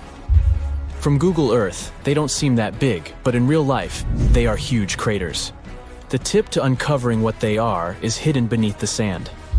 If you were one of the researchers originally uncovering the truth behind this mystery, you would have found something unique hidden in the sand. Old dynamites and vintage sardine cans. Putting the pieces of the puzzle together, Scientists found that these sardine cans were a model from the 1950s and 1960s. It seems that entire teams from that decade would camp out while they surveyed the area for oil. And what about the dynamites? These were used for seismic surveying. This is an old technique, used to identify if there is oil and gas beneath the Earth's surface. Still in North Africa, you find out about another desert mystery worth exploring. Near the city of Tiaret, southwest of Algeria's capital, one runs into 13 peculiar monuments. These structures are also called Jedars, and yes, I am aware of how much that may sound like a Star Wars reference. They are pyramid-like in their shapes, and as far as scientists know, they were used as final resting places for the people who lived in the region. Can you guess who these were? Most likely the Berber nomads. And since we're talking about ancient stuff, they were probably built between the 4th and 7th centuries CE. Once scientists began to explore the insides of these monuments, they found they were pretty big inside. They found large underground vaults, chambers, and labyrinth-like corridors that gave way to over 20 compartments. It could take you up to 2 hours to walk around in them, and apparently our ancestors also used its walls to depict images of animals and hunting scenes. There's no definite proof of what these Jedars were used for, though. This is so neat, huh? I'm sure that our world's desert is filled with many more mysterious things for us to unravel. I guess I'll see you next time so that we can continue our explorations. In a frosty Canadian park, hidden deep beneath layers of thick ice, scientists discovered a bizarre skeleton they named the Frozen Dragon. The skeleton had been in the frozen ice for millions of years. It took experts decades to work out the species of this strange fossil. It was identified as a new genus of pterosaur. Pterosaurs were massive flying reptiles with wingspans of over 16 feet. Their heads were 3.5 times the size of their bodies. Pterosaurs lived 76 million years ago when they soared above the dinosaurs. Scientists described them as the biggest, meanest, and most bizarre animals that ever flew. The new genus has been named Cryodragon boreas, which translates to Frozen Dragon of the North Winds. In 2013, a young mountaineer was climbing one of the tallest mountains in Western Europe, Mont Blanc. He noticed a strange metal box poking out of the snow. The mountaineer pried the box open and found that it was filled with precious rubies, emeralds, and sapphires. The climber immediately handed the box to the authorities. It was discovered that the box likely belonged to a passenger on one of 2 flights from India that crashed into the mountain over 50 years ago. The box was valued to be worth over $200,000, and authorities are still searching for the heir to the small box of treasures. In northwest Siberia in 2007, a reindeer herder was on an outing with his sons when he noticed something strange in the ice. The man realized it was a frozen mammoth calf and immediately contacted the local museum. The calf was named Luba and was the best preserved mammoth mummy in the world at the time of its discovery. Luba had been in the ice for 41,800 years and is around 30 to 35 days old. From trunk to tail, the mammoth calf is roughly the same size as a large calf. If you're interested in seeing for yourself, Luba travels to museums all around the world. On the frozen continent of Antarctica, covered in layers of ice and snow, is Mount Erebus, the frozen volcano. The volcano was discovered in the middle of an eruption in 1841 by explorers on an Arctic expedition. The volcano is over 12,000 feet tall and has been active for the last 1.3 million years. Deep within the middle of the volcano is a huge crater filled with large volumes of molten lava. The volcano has occasional explosions, which means it's classified as being in continuing eruption. However, these eruptions are nothing to worry about because they're generally rather small. Back in 1991, 2 hikers were traveling across the Italian Alps when they stumbled across a body that they presumed to belong to a recently lost hiker. The duo trudged back down the mountain to report their unfortunate findings. Once the remains were recovered, it was clear that the body was not recent at all. Scientists determined that the Iceman was more than 5,000 years old and named him Otzi. The discovery was unlike anything scientists had ever before seen because the body was so well preserved. For years, Otzi was studied by scientists who discovered that our ancestors have a lot more in common with us than we ever knew before. Otzi was covered in ink body art. Research done on the contents of his stomach revealed that his last meal was dry-cured meat, similar to the bacon we eat today. Otzi has at least 19 relatives living today, somewhere in Central Europe. Scientists were researching ancient squirrel burrows in Siberia when they came across something interesting. One of the squirrels had hidden away precious seeds deep beneath the ground. The seeds had been encased in ice for 32,000 years. The seeds were for the flower Silene stenophilia, which had long since gone extinct. Amazingly, scientists were able to recover plant tissue from inside the seeds and grow an entire crop of flowers. They've since reintroduced the previously extinct flower to natural habitats all across the world. In 1930, a team of Norwegian scientists sailed around the Arctic Ocean, conducting research on the seas and glaciers. They reached White Island, a dangerous and icy land no human had set foot on before, or so they thought. The scientists were shocked to discover the tip of a small boat sticking out of the snow. Frozen inside the boat, they found scientific equipment and various personal items, including a jacket monogrammed S.A. Andre. They had discovered the wreck of the famous Andre Arctic balloon expedition. In 1897, Swedish explorers, led by Andre, attempted to travel to the North Pole by hydrogen balloon. No one had ever heard from them ever again. People only found out what happened to them when the wreck was discovered 33 years later. It turns out that the balloon had crashed on White Island only 2 days after departing from Sweden. The explorers traveled along the island on a small makeshift boat, but were unable to make it any further. The best preserved woolly mammoth ever found was discovered in an area of permafrost in Siberia in 2010. Scientists named the frozen mammoth Yucca, after the small village near where it was found. Yucca had been frozen for 39,000 years and is thought to have been around 6 to 8 years old. Because Yucca is so well preserved, it has been studied for years and provided new information about mammoths. In 2019, scientists reported that they were able to activate cells taken from Yucca's tissue. Maybe one day we'll have woolly mammoths roaming the land. From looking at pictures and videos of Antarctica, the continent appears to be freezing cold, covered in snow, and flat, except for a few small hills. Scientists believe that too. When studying the Gomburtsev Mountains in the early 2000s, they were shocked to discover that the small rocky hills were actually the peak of a gigantic mountain formation under a mile of snow. Using radar technology, researchers worked out that the mountains are really around 10,000 feet tall and sprawl across 750 miles. This is around the same size as the European Alps, except hidden under tons of ice and snow.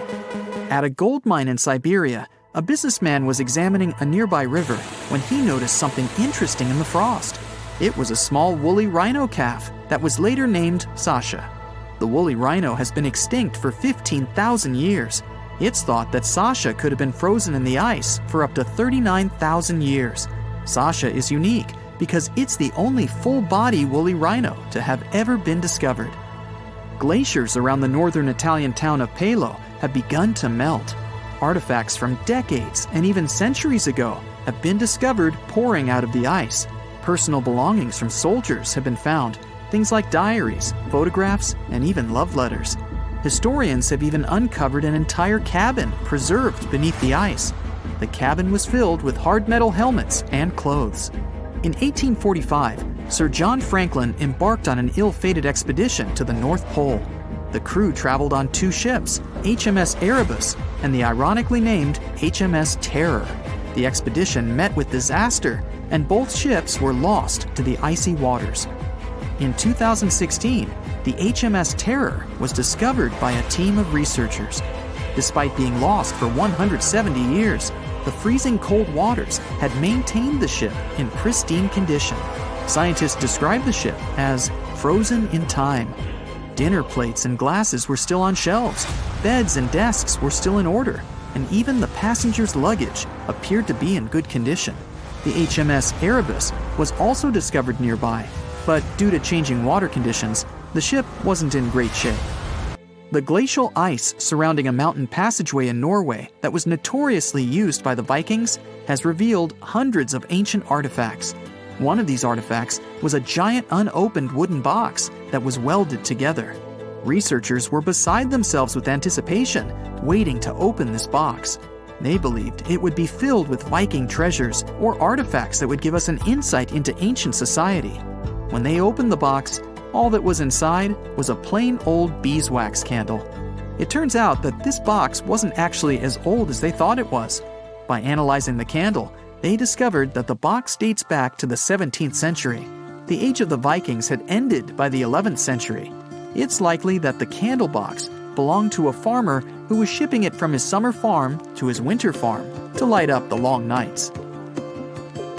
There once was a kingdom where the ancient Egyptians traveled to buy gifts for pharaohs, sort of like an ancient shopping mall. This kingdom, named the Land of Punt, was rich in luxury goods, including gold, aromatic resins, blackwood, ebony, ivory, and exotic animals like leopards and baboons. All of these sound like great gift ideas to me. The Land of Punt was an especially important trading partner for Egypt for over 1,000 years. But if you plan to go there, the bad news is that it hasn't survived to these days, and nobody knows for sure exactly where Punt was located. We only know about it from records. The most famous of them were left on the walls of the temple of Queen Hatshepsut, who had sent an expedition to Punt. Scientists have been trying to find the exact location of this rich land for over 150 years. It could have been southeast of Egypt, in a coastal region south of it along the Red Sea, Gulf of Aden, and the Indian Ocean, or it could have covered the Horn of Africa and the area across the sea in southern Arabia. Now researchers were finally able to narrow down the possible locations thanks to a study of baboon mummies. Ancient Egyptians admired baboons and even thought they were related to the deity of the moon and wisdom. One species, the sacred baboon, was often shown in wall paintings, sitting with its tail curled to the right, and was mummified in this position. Another type, the olive baboon, was wrapped up in one giant cocoon. Both types were found in the tombs of the Valley of the Kings. But if you remember geography lessons, baboons just don't wander around Egypt. So they must have been brought there through trade with other regions. Primatologists, Egyptologists, geographers, and geochemists look at the mummified baboons from two different time periods in ancient Egypt. Some were from the New Kingdom period, and others were from the Ptolemaic period. The scientists did some more hard work and analyzed tissues from 155 baboons from 75 separate places in eastern Africa and southern Arabia. Those were all areas that they thought could be the ancient land of Punt. They measured oxygen and strontium in the baboons' bodies. When animals drink water and eat plants, their teeth, hair, and bones show a geographic signature of where they've lived, thanks to these elements they contain. Scientists use a special method called isotopic mapping and found out that the New Kingdom baboons they analyzed came from a location in Eritrea, Ethiopia, or Somalia. 5 mummified baboons from the Ptolemaic period had strontium levels that matched those found in Egypt.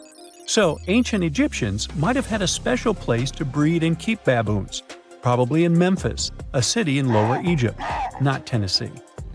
Meanwhile, paleontologists from New Zealand got lucky, as some boulders had split open from the tide and revealed fossils of the largest penguin that has ever lived on Earth. The scientists used laser scanners to make 3D models of the ancient penguin bones. They compared these bones to the flipper size of modern penguins and did some math as to how much the old penguins might have weighed. Today, the biggest penguins, emperor penguins, weigh between 55 to 100 pounds. Researchers think that the penguins from the past that they found weighed around 340 pounds, real giants in the penguin world. These huge flightless birds lived in the oceans around New Zealand more than 50 million years ago, after the dinosaurs went extinct.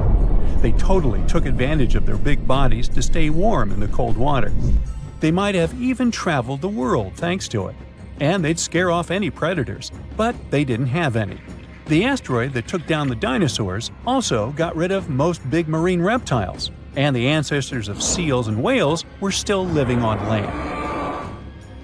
Back in 1992, 4 farmers in China were draining water from their ponds and accidentally bumped into a ship full of gold and ancient statues worth millions. Just kidding, they actually found the Longu Caves. Those are 24 big caves created by people a long time ago.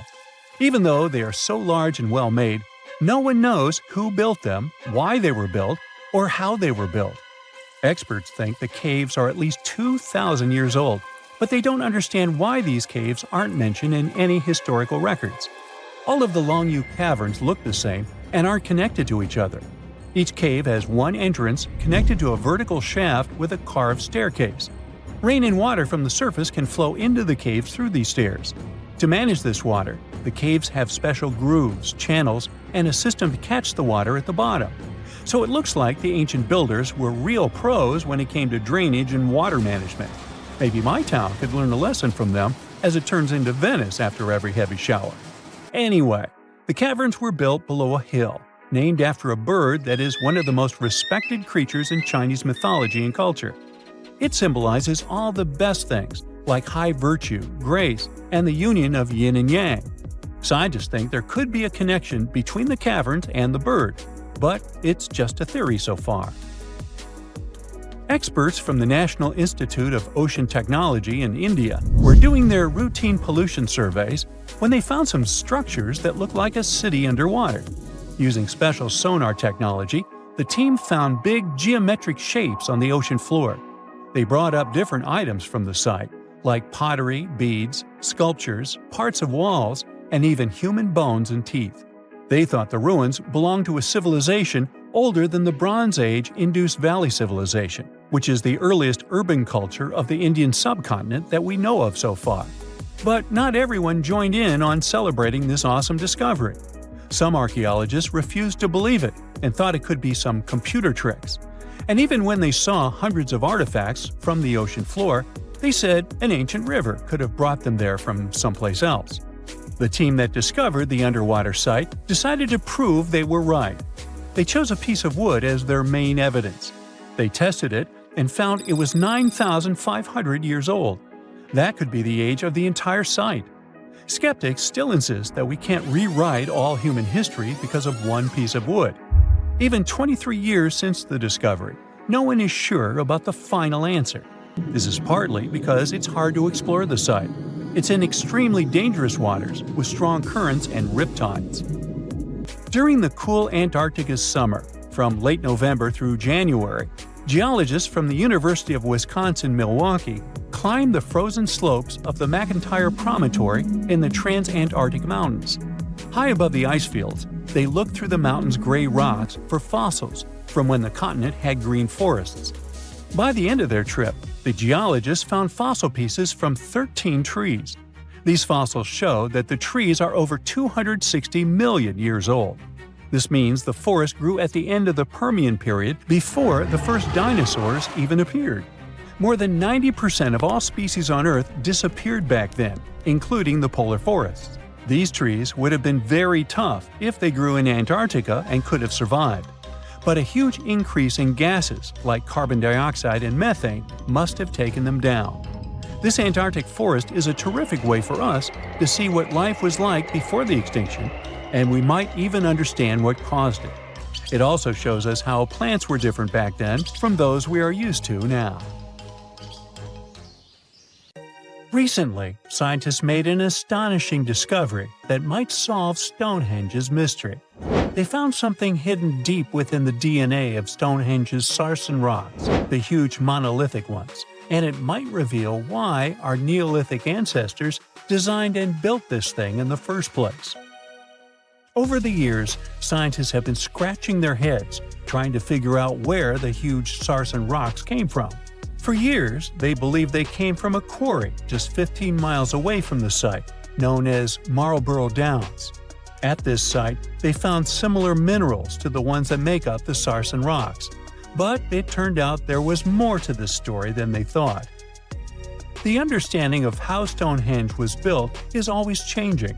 Scientists need to really travel back in time to uncover its mysteries. Where did the rocks come from? How were they carried? Why was the site built? You see, the Stonehenge site, located at Salisbury Plain in England, is made up of two main types of stone. There are the super heavy sarsens and the lighter and smaller bluestones. The sarsens each weigh about 25 tons. That's as much as 3 African elephants stacked together. The heaviest sarsen stone, called the heel stone, weighs 30 tons all by itself. Together, the sarsens make that iconic outer ring circle. Inside that circle, that's where you'll find the bluestones. The naming might seem a bit misleading since they're not really blue.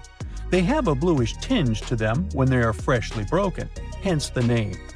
These smaller rocks probably came from the Preseli Hills in southwest Wales, which is about 150 miles away from Stonehenge. They're a bit lighter than the sarsens, but still pretty heavy. The altar stone, which is classified as a bluestone, is the heaviest one, weighing around 6 tons. Its original location still isn't known for sure. To figure out where a rock came from, scientists first have to study their composition. This is like checking the rock's DNA. Then they cross-reference the structure of the rock with minerals in the soil to see if it's a match. Most of the sarsens we see around southern England are actually made of a type of sandstone known as silcrete. Think of silcrete as sand that's been hardened by underground water processes over millions of years. This process mostly happened during a period called the Paleogene, about 65 to 23 million years ago. These sarsen rocks didn't form in one big slab, but in patches, like nature leaving little rock gardens all over the place. Scientists reason the sarsens spread out randomly, forming in isolated pockets. Over time, many were buried under layers of clay and chalk, which helped preserve them. When ancient builders were on the lookout for materials, these sarsens must have looked perfect for something impressive like Stonehenge. Actually, sarsens have been used in everything, from Roman villas to medieval churches, and even in things like road curbs and old field walls. One could say these rocks were the it material for ancient builders, and continue to be popular even into more modern times. This fact made scientists start wondering that maybe not all sarsen stones that were used to build Stonehenge came from the same place. They've identified sarsen sites all over the UK, in places such as Oxfordshire and Kent. After hundreds of years of studying the sarsens, geologists finally had the right type of technology to determine the origin of the stones.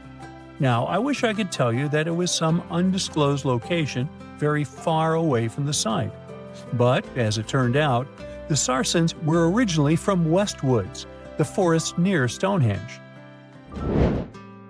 A new factor came into play when excavations uncovered empty stone holes, showing that at least 6 bluestone pillars were removed from a Preseli Hills site called Wan Main in prehistory. They had a stone circle over there, and it's believed that some of Stonehenge's rocks were recycled rocks from this more ancient circle. If this is true, it might be that Stonehenge is part of a much larger landscape of ancient sites.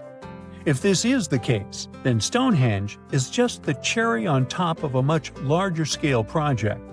Think of it as the sacred centerpiece of an entire landscape of monuments, mounds, stone circles, and things. This is why scientists want to find out where the rocks came from so badly. It could lead to why and how Stonehenge was built. Now, Stonehenge didn't just pop up overnight. It was built in several stages over hundreds of years. It's likely that it wasn't a single unified vision, but more like a big community project that evolved over time. With each generation, the builders brought in their own ideas, creating a stone structure that would last for ages. The first stage was around 3100 BCE. That's when people dug out a circular ditch and likely set up some bluestones as sort of a starter ring. Later, they added the sarsens and even topped some of them with horizontal stones to form those famous arches you see today, also known as the trilithons. These ancient builders had some challenges on their hands. How would they move the rocks? There's an old theory known as the ice road that suggests that the rocks were moved by natural icy pathways that formed during the winter. This way, they could slide the rocks down all the way to Stonehenge. But hey, if we're talking about a distance of over 100 miles, that's not too realistic. Anyways, this theory was debunked because it was warmer back then than it is today. There's also the river theory, which suggests that the rocks were floated along the river from the quarry to the site. But if we're talking about sarsen rocks, they're too heavy to float. So there goes that theory. What we're saying is, no one knows how the rocks were moved. Another interesting science tidbit came from all the research done in Stonehenge. A recent laser survey of the stones revealed the different stone working methods used, and has shown that some of the parts of the monument were more carefully finished than others. In particular, the northeast side and the inner faces of the central trilithons were finely dressed. FYI, a trilithon is one of Stonehenge's most famous shapes. It's when two huge monoliths receive a third one on top of them, connecting the two together. This fancy word is simply Greek for having three stones. But anyways, the bigger question, and the reason Stonehenge is so famous, is why it was built in the first place. Theories are all over the place, and some sound like they're straight out of a sci-fi show. So here's a rundown of the most popular ideas. There's, of course, the solar calendar theory. This one supposes that the stones are aligned with the movements of the sun, especially during the summer and winter solstices. During the summer solstice, the sun rises to the left of the heel stone, that's the lone stone outside the main circle, lighting up the entire monument. Some say it's the ancient version of a calendar, marking the year's longest and shortest days. Some archaeologists think Stonehenge might have been an ancient healing center. Pieces of bluestone have been found chipped away, possibly by people who believed they had healing powers. The theory goes that people traveled from all over to come to Stonehenge in hopes of a cure for whatever was ailing them. There's also some speculation that Stonehenge was the place to be. Think of it as an ancient gathering spot. Some evidence suggests that communities from distant areas traveled to Stonehenge for gatherings, feasts, and ceremonies. Studies of bones found near the site show they came from all over Britain, making it a sort of prehistoric meetup location. In November 1922, a boy walked through the desert mountains of Egypt and discovered some ancient steps carved into the rock. Subsequently, this find became one of the world's largest and most significant archaeological discoveries. This step was part of Tutankhamun's untouched tomb. Archaeologists found about 5,000 ancient objects, including jewelry, fabrics, painted vases, and funeral masks. You've probably seen one of them. It has become one of the most recognizable attributes of ancient Egypt. More than 100 years have passed since then, and now humanity has finally become close to another large-scale discovery, the tomb of Cleopatra. This queen was the last active ruler of the Ptolemaic Kingdom of Egypt, who sat on the throne from 51 to 30 BCE. There are many ancient records about Cleopatra, her reign, and her unusual personality, but until now, no one has discovered the secrets about her passing away in the burial place. So, one archaeologist, Dr. Kathleen Martinez, has been studying ancient records and temples around Alexandria for decades, and concluded that the tomb of the queen should be located under the ancient city of Taposiris Magna, founded in 280 BCE. It was a big city on the northern coast of Egypt, where tens of thousands of people were engaged in trade and industry, and it seems that Dr. Martinez's guesses turned out to be correct. She and a group of archaeologists have discovered a secret underground tunnel near Alexandria, with a length of about 0.8 miles. It was cut into the rock under Taposiris Magna's temple. During further excavations, they found many things that indicate Cleopatra's tomb lies in the tunnel's depths. It's also possible that she is buried there together with the Roman commander, Mark Antony. According to ancient records, Cleopatra and Mark Antony loved each other and together opposed the Roman Senate, which declared Antony a traitor. The fact that natural disasters have occurred on the territory of Taposiris Magna for thousands of years can complicate the excavations. Earthquakes and floods destroyed the city and possibly flooded its underground tunnels. But archaeologists hope the ancient tomb remains untouched, and that it hides many treasures and records about the royal life of ancient Egypt during the reign of the last dynasty. There's a chance that excavations will go underwater and in the mud. This will require much time and funding, but archaeologists are sure it's worth it. Anyway, it's too early to say that Cleopatra is really buried there, but scientists have found many things in the tunnel that confirm this, including clay pots, dozens of coins with the image of Cleopatra and Alexander the Great, as well as a bust with the image of the Egyptian queen. Cleopatra is still one of the most popular personalities in Egypt, on an equal footing with Ramesses III and Tutankhamun. She inspired many films, paintings, and books, but what made her so popular? She became famous for her inconsistency. She was a beautiful, intelligent ruler who pulled Egypt out of the crisis and made it a prosperous power. Medieval Arabic texts say she knew chemistry, mathematics, and philosophy, and may have written several scientific books. She knew several languages and had excellent diplomatic skills. At the same time, there are many legends that she was a femme fatale who drove many men crazy. However, there's no evidence that her beauty was incomparable. The image of a stunning model was created by Hollywood when it made several films where famous actresses performed the role of Cleopatra. And the Roman Emperor Octavian, the adopted son of Julius Caesar, specially created the image of Cleopatra as an insidious seductress because he was her enemy. Even though she was born in Egypt, Cleopatra wasn't an Egyptian. Her ancestors were Greeks, among whom was one of the generals of Alexander the Great. However, the people of Egypt loved her. She learned the language and was very sensitive to the traditions of this country. She knew the history, mentality, and customs of ancient Egypt well. She raised the level of its economy and strengthened its status as a world power. Much of this was made possible thanks to her cunning and impressiveness. She loved theatrical performances and lavish celebrations. She knew how to surprise people and put on a show. But behind the exterior image of a luxury lover was an intelligent and calculating ruler. Ancient Egypt was a rich, luxurious country, and Cleopatra did everything to increase its wealth and strengthen its position in the international arena. For example, she was once in conflict with her brother Ptolemy XIII Odd.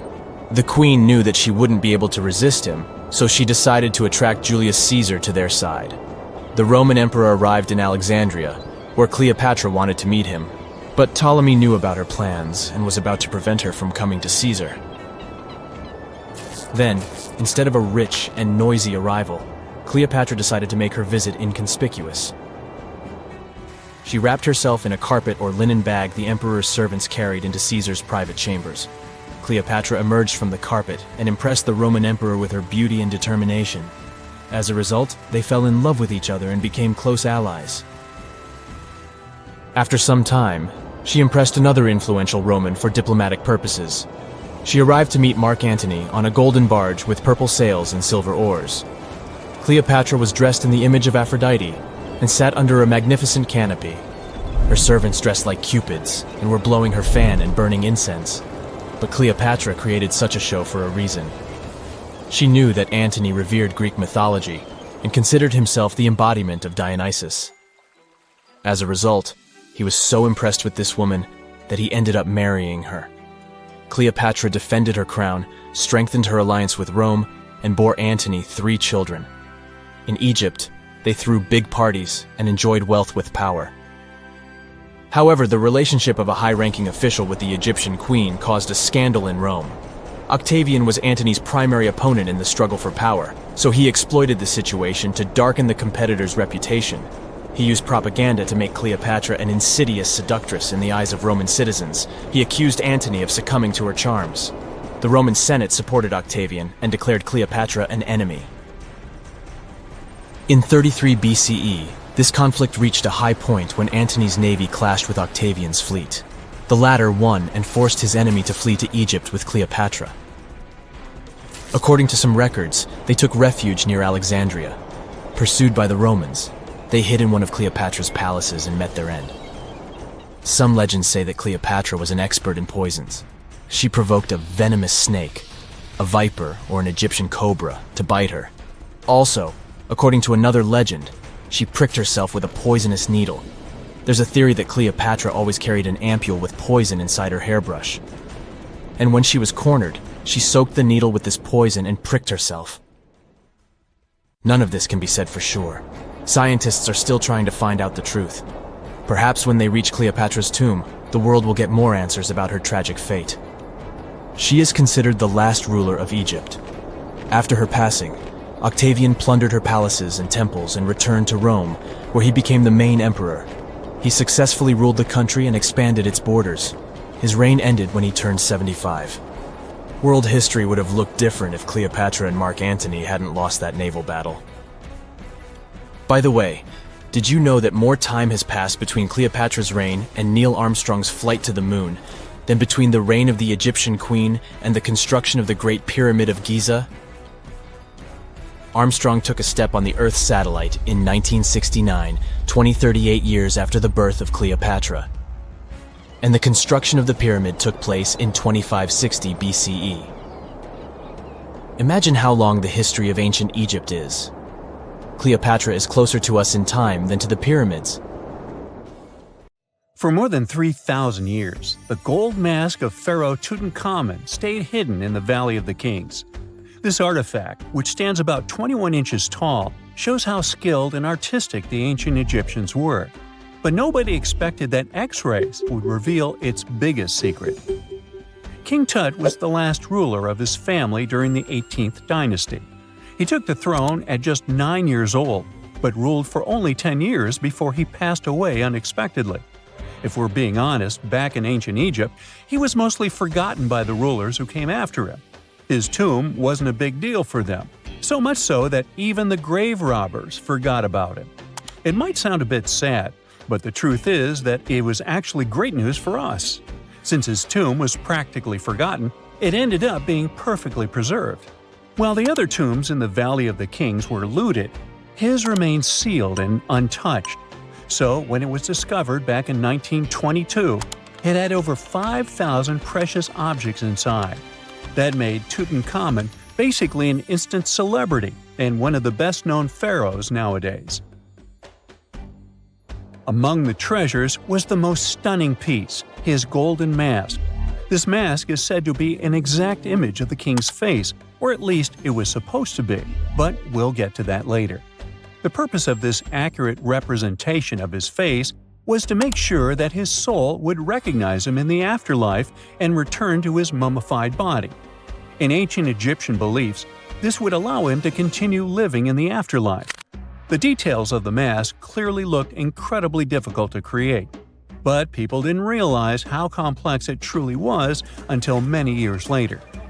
The first X-rays of the mask were taken in 1967. Back then, the main reason for these scans was practical – conservation.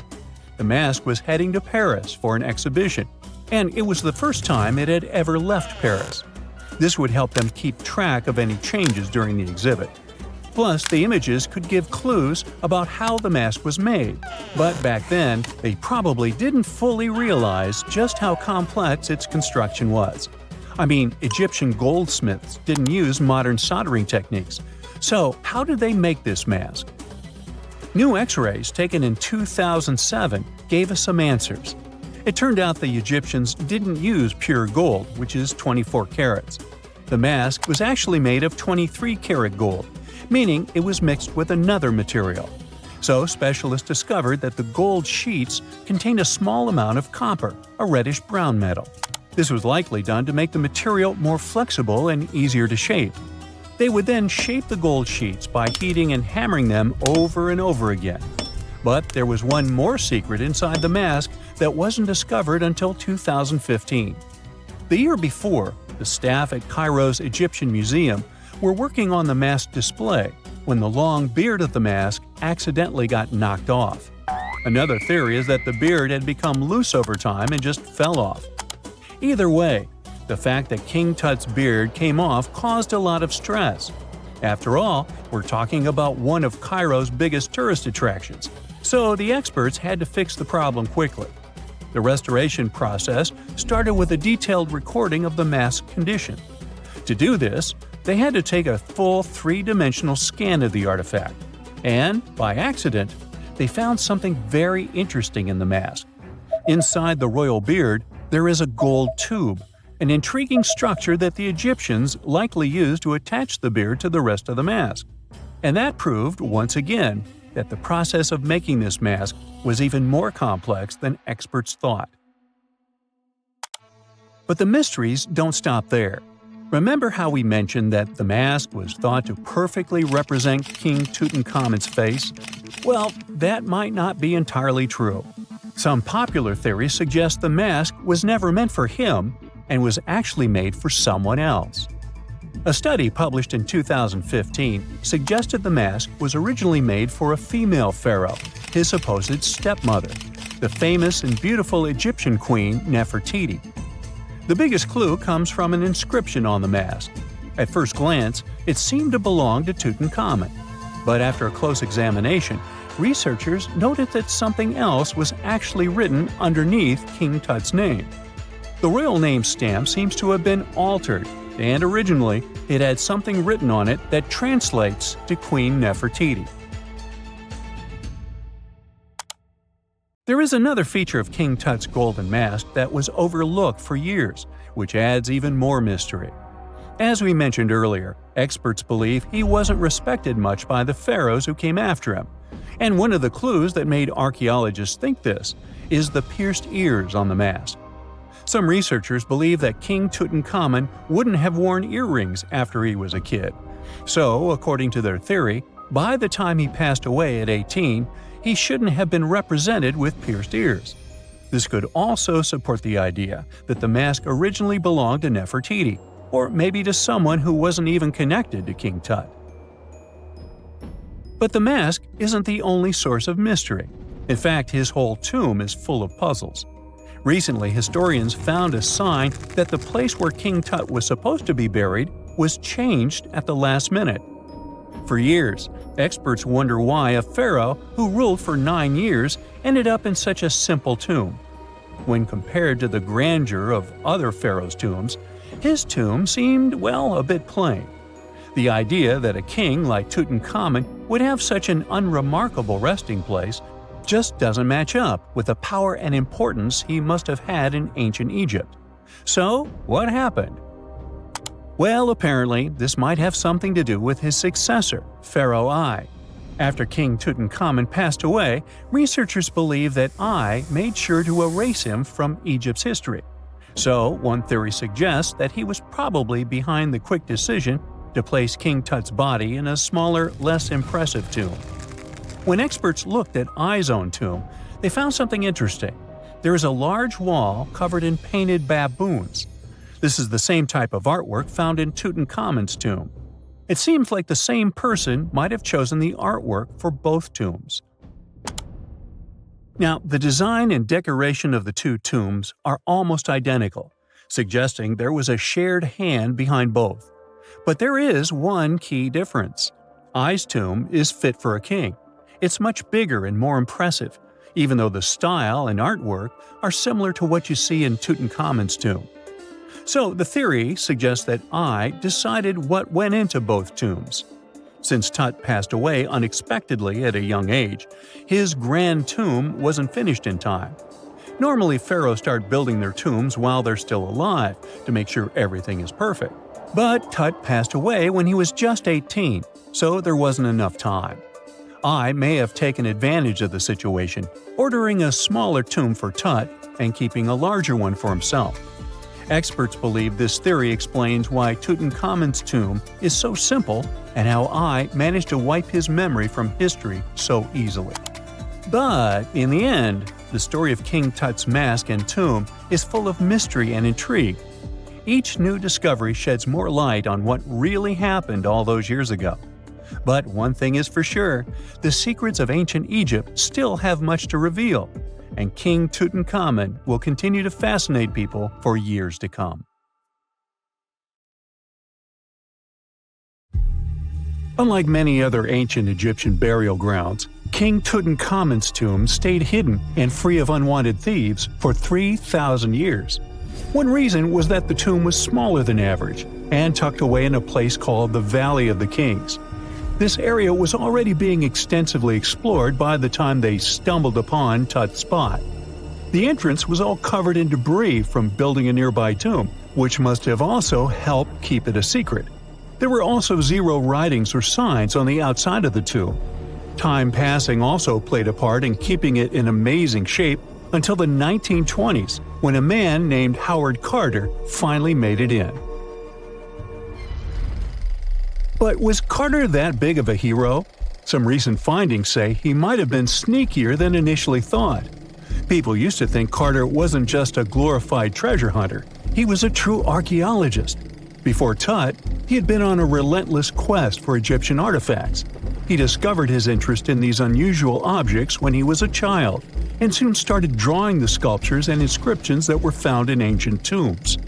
After stumbling upon the remains of King Tut, Carter spent a decade recording and processing all sorts of objects, like golden thrones, chariots, and statues from Tut's tomb, shipping them down the Nile to Egypt's museum in Cairo. Well, at least that was the official story. More recent discoveries claim that not all of the objects made it to Egyptian officials. A secret letter seems to uncover Carter's little 10 for them, 1 for me policy. The letter in question was sent to Sir Alan Gardiner, a philologist and friend of Carter's, dated from 1922. In these writings, Carter mentioned having found the tomb and was asking his buddy for some advice. In another letter from 1934, Gardiner seems to be thanking Carter for an amulet, which was sent to him as a thank you gift. Carter was adamant that it didn't come from Tut's tomb, but evidently it did. Even the British director of the Egyptian Museum was onto Carter's sneaky endeavors, but couldn't prove it. He compared Gardiner's amulet to others from Tut's tomb, and lo and behold, they were a perfect match. Gardiner was so disappointed to have been put in such a sticky situation that he vented to Carter in another letter. Deciding to be a good friend, Gardiner didn't throw the famous archaeologist under the bus. Instead, he advised Carter to take those stolen goods back to Cairo, just like he'd advise you to like this video and subscribe to the Brightside channel for more amazing videos on the most unique topics in history. It's not the only shady piece of information on Carter's post-discovery behavior. In 1947, a man named Alfred Lucas, who used to work with a controversial archaeologist, gave some information in an obscure journal in Cairo. He claimed that Carter sneakily cracked open the burial chamber door himself. Then he sealed it back up like nothing had happened before the official uncovering. Now, why would he do that? Well, the same theory suggests that Carter and his crew might have entered the tomb early so they could get their hands on some ancient goodies. Obviously, these people couldn't risk having such objects sold while they were still alive, but made sure they were auctioned off after they passed. Carter, though, never confessed to anything. He made no official denial either, but the Egyptian government couldn't risk any more mysterious disappearances, so they prohibited him from entering the tomb for a while.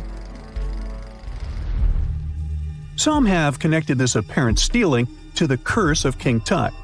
If you've never heard of it, know that it became quite the scary tale soon after King Tutankhamun's resting place was uncovered. It claimed that anyone messing with the tomb of the boy pharaoh would face some serious bad luck. It's not all dramatic like a mummy going on an aggressive spree, but word got out that the people involved in disturbing King Tut's lair met some mysterious, untimely ends. The main untimely passing related to this supposed curse is that of George Herbert, the 5th Earl of Carnarvon. He was this British aristocrat who helped fund the search for the tomb. He passed away just a year after the tomb was opened. Now, people love to call it mysterious, but it turns out that Herbert was already in pretty bad shape health-wise when he got to Cairo. and he ended up getting taken down by a regular disease. Now, let's talk numbers. There were a lot of people linked to this tomb opening: security guards, archaeologists, and supporting staff. And sure, a few of them did pass not long after the tomb started receiving visitors. As much as we'd like this curse to be true for the sake of, good storytelling, statistically, if you have a bunch of people connected to opening a tomb, you'd expect some passings just by random chance. The average lifespan for those supposedly targeted by the ancient curse was more than 20 years after the spell was supposed to kick in. Herbert's daughter even lived until the 1980s, that's half a century later. And Howard Carter himself lived until 1935, a solid 16 years after the big reveal. Some have suggested that the whole curse was nothing more than a careful PR strategy. You see, when Tut's tomb was found, Howard Carter wanted to make a priority out of keeping nosy reporters away. So he might have come up with a curse hanging over anyone entering the boy king's resting place. But what was stolen from King Tut's tomb anyway? Well, some jewelry to begin with. It might have been snatched by Howard Carter himself, according to a French specialist. He did some intensive research by looking at old pictures taken from inside the tomb back in the 1920s. He compared those images to various objects from museums and auction houses. He soon started to piece together the whereabouts of some of Tut's jewelry. First up, there's this collar that used to be on Tut's chest. It was all broken into pieces, and some parts went via Carter to the Nelson Atkins Museum in Missouri. Meanwhile, other bits ended up on a necklace owned by some unnamed people who tried to sell it in 2015 but failed.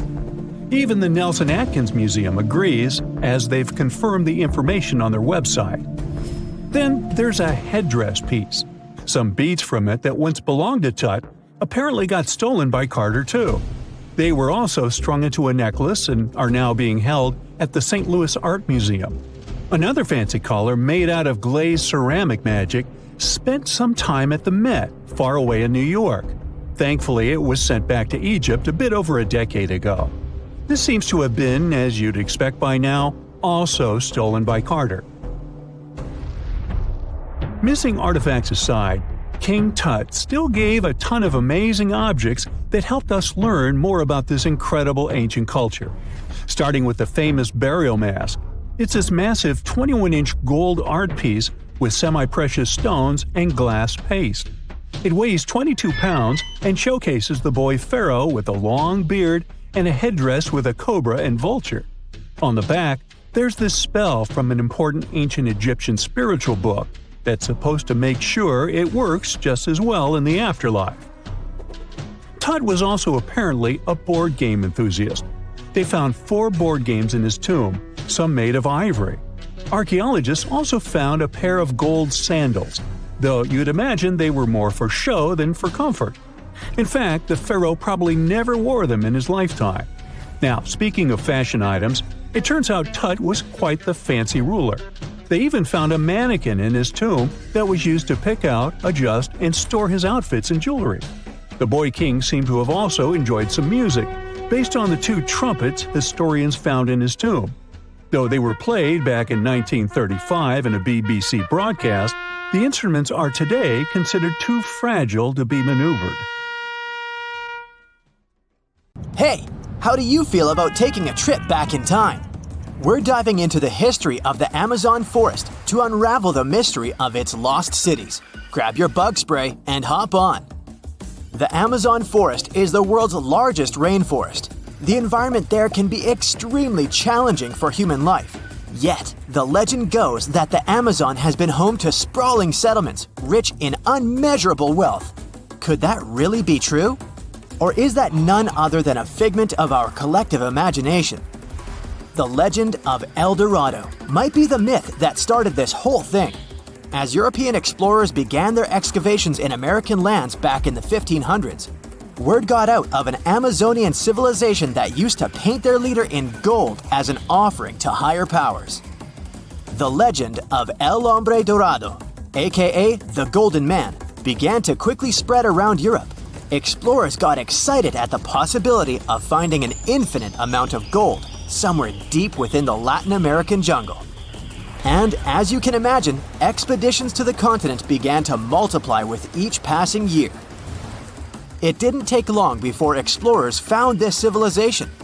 They were known as the Muisca people and were located in Colombia, near Lake Gudavia.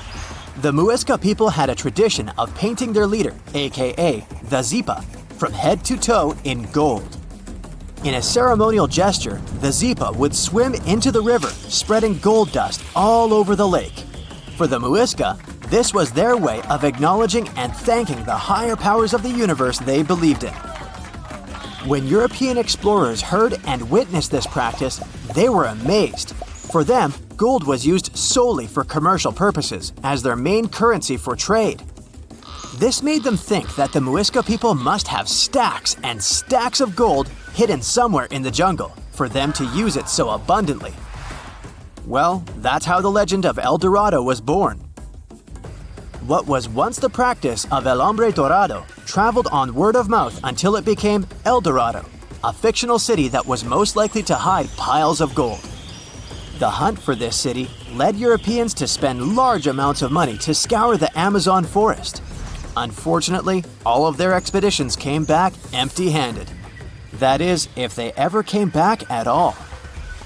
Now, jump to the beginning of the 1900s. In England, the Royal Geographic Society, a prestigious British institution, was looking for somebody willing to travel down to Latin America to trace the border between Brazil and Bolivia. More specifically, the part of the border that is nestled deep within the Amazon rainforest.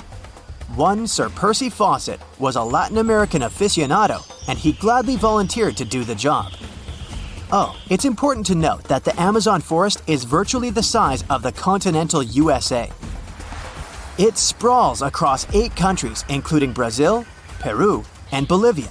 And trust me, getting around is no easy feat. The jungle is covered in dense vegetation, and in addition to that, it's home to insane predators such as anaconda snakes, panthers, crocodiles, piranhas, and so on. But despite all that, Fawcett was very successful in his mapping adventure and seemed to be wanting to come back more. Back in England, Fawcett would scour diaries from other explorers hoping to learn more about the ancient Amazonian civilizations. He would read about the Incas and the Mayans and the great empires they built. He believed that if the Incas were capable of building empires that stretched over 2 million square miles, this could mean that other Amazonian civilizations could have thrived there too. During his research, Fawcett came across a report from a 16th century explorer. The report told of a city deep within the Amazon forest that held unimaginable quantities of minerals, a town that stretched for 15 miles without any space from a house to house. This report fueled Fawcett's imagination to a new extreme. From then on, he became obsessed with finding what he called the lost city of Z. Over years, Fawcett searched the Amazon forest, usually looking for stone ruins that could possibly indicate human settlements. On his later expeditions, he focused on exploring the state of Mato Grosso in central Brazil. He would travel from Europe and into the lower region of the Xingu River. The trip to the Xingu would take him around 14 days on foot. Then, he would set sail in small wooden boats accompanied by local indigenous leaders that knew the region better than anyone. How he communicated with the indigenous population is still a mystery, since they only spoke in local dialects. Some scientists believe that this could have been the real reason why he never found the city. They believed he wasn't able to communicate what exactly he was looking for. And this was not his greatest difficulty. As we've said before, Amazon is not a kind place for its visitors. In his diaries, Fawcett tells of encounters with a 60-foot-long anaconda, which he bravely survived. He writes of endless sleepless nights and waking up with his hands and feet swollen from mosquito bites. Some of his peers said he was invincible and tireless, but the day came during his 8th expedition when he didn't make it back home. Fawcett disappeared without leaving any trace behind. Some even suspect that he was close to reaching his lifelong goal. On the day of his disappearance, he sent an optimistic letter to his wife saying there was nothing to fear, and that he was setting out on a certain final search. Fawcett's failed attempt to find ruins seemed to support what had become a consensus among experts at the time, that this rainforest was too inhospitable to support large, complex societies, let alone cities. Experts were convinced that the Amazon's lost cities were nothing more than fiction. That is, until the 1960s, when modern research began to find evidence that suggested otherwise. Scientists discovered patches of extremely fertile soil. They called it Black Earth. And apparently, they found lots of it in the Amazon, especially alongside rivers. Further research even showed that such soil was created by human waste or the intentional burning of forests, which adds nutrients to the soil below, which could only mean bingo! The discovery of Black Earth was the evidence that large-scale agriculture was possible and probably did exist amidst the Amazon, confirming that settlements could have formed there after all. In the 1990s, along the Xingsu River in Brazil, a team of archaeologists from the University of Florida made a remarkable discovery. Working alongside local indigenous people, they found very long ditches. After mapping them, they realized that these ditches were a sign of a big settlement. They were remnants of carefully designed walls centered around a plaza. Some were roads that led to more settlements. In fact, just this part of the Amazon, about the size of New Jersey, was once a network of dozens of settlements that experts believe could have been home to at least 50,000 people between 1250 and 1650 CE.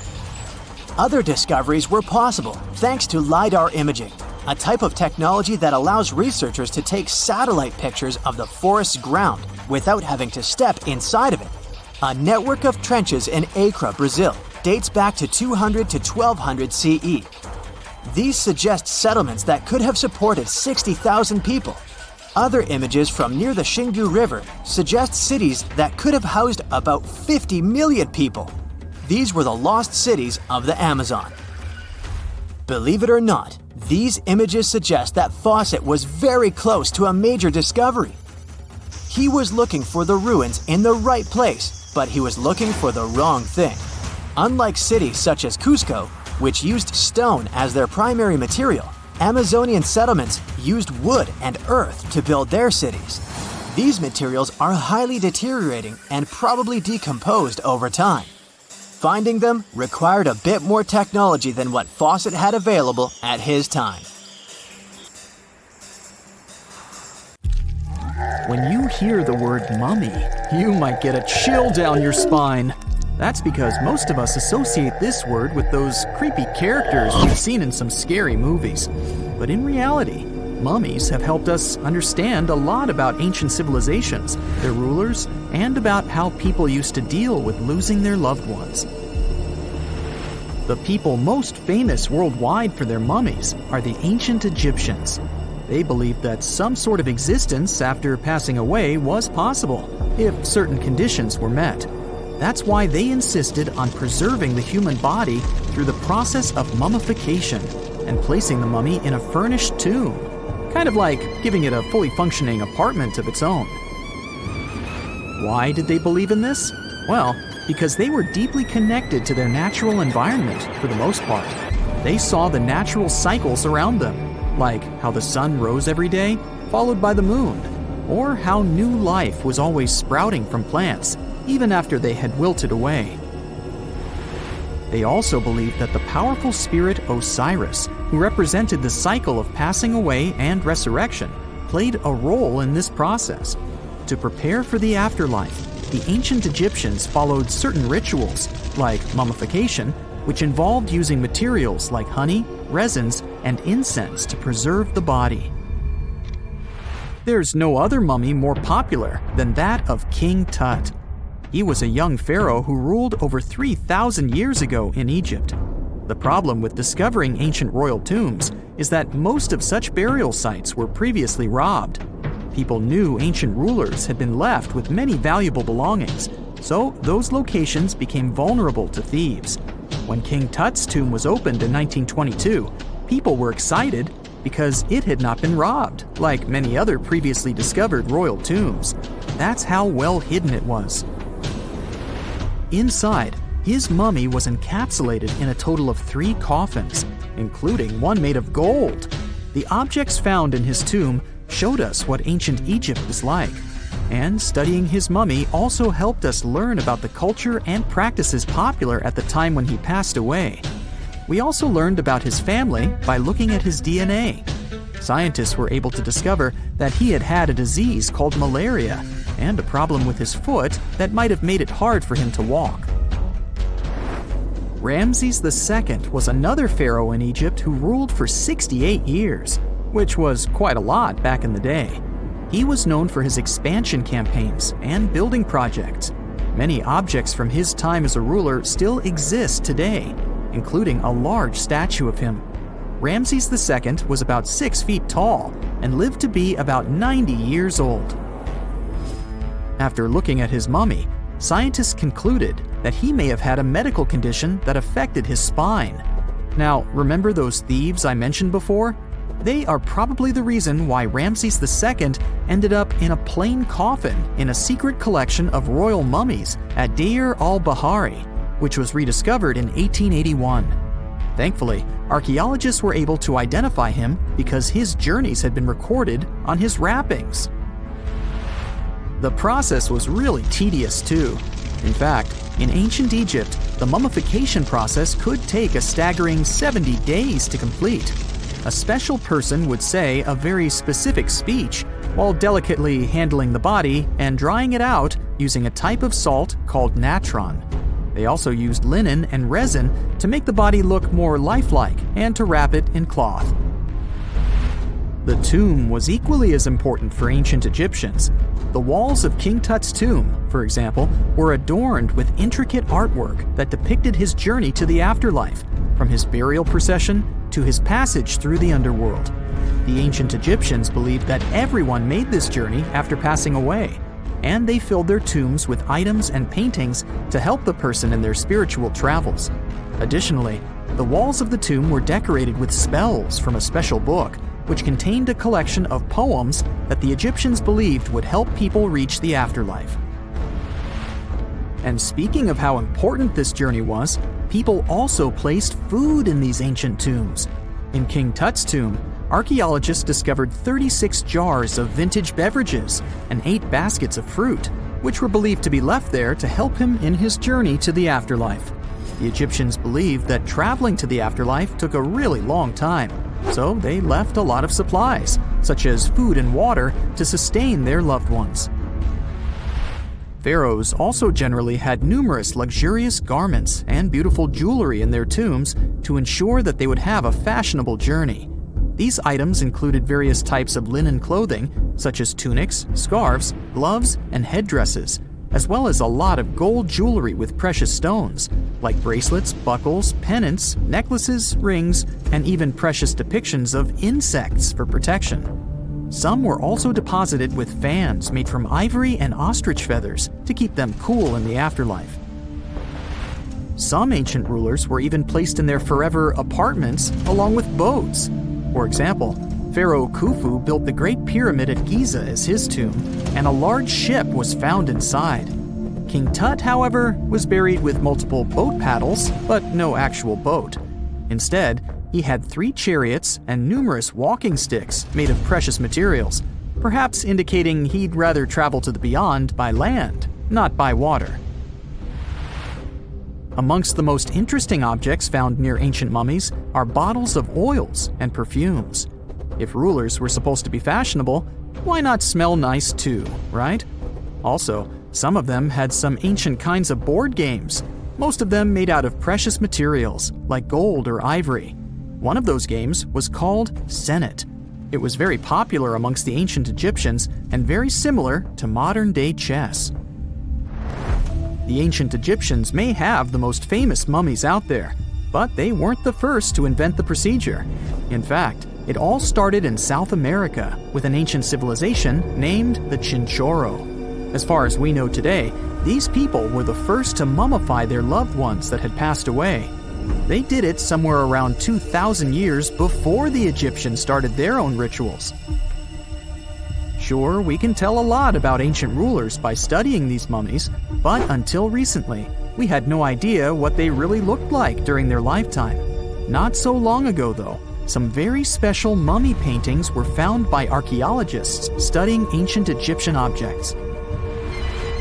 These mummy portraits are highly detailed paintings of individuals that were made while they were still alive. Such paintings were often painted on wood, as opposed to the classical portraits we all know about, which are painted on canvas. They are known for their realism and beauty, and have even been used by researchers to diagnose diseases by comparing them to the corresponding mummies. Some of these portraits also include depictions of jewelry, which was later found on the mummies. The recent discovery of these mummy portraits in Central Egypt is significant, as it marks the first time in over a century that such paintings have been found. Mummies appeared all around the world naturally, too. Mummification can occur without people intervening because of natural conditions, like extremely cold or hot environments, places with a lack of oxygen, or accidental exposure to chemicals that preserve the body. These conditions don't allow bacteria to grow, resulting in the body remaining more or less intact. Famous Otzi was one of these mummies. We know today he was a man who lived around 5,000 years ago in Europe. But upon his discovery in the Alps in 1991, Austrian authorities initially believed that he was a modern mountaineer because of how well preserved the body was. However, after the Iceman was removed from the glacier, it was determined that he was actually from the Copper Age. The ancient city of Taposiris Magna is hidden on the northern coast of Egypt. These days, it has very little of its former glory, but what lies beneath it may hold the secret to uncovering a famous mystery, that of Cleopatra, the most memorable Egyptian queen in history. The recently discovered tunnel is also known as a geometric miracle for its time. Excavations have uncovered a 43-foot-long structure below the ground, which is partially submerged in water. Its shape and construction technique are similar to that of the Eupalinos tunnel, another amazing ancient discovery. This one is located in Greece and was built by excavating simultaneously from 2 points, aiming to have them meet in the middle. The use of math and geometry to make this construction was astonishingly precise for those days, more so since it was built near a mountain. Archaeologists that have been working on the Taposiris Magna site since 2004 believe this tunnel may lead to the lost tomb of Cleopatra. The clues they found so far seem to back up this theory. For starters, the city and its temple were built by one of Cleopatra's ancestors, Ptolemy II.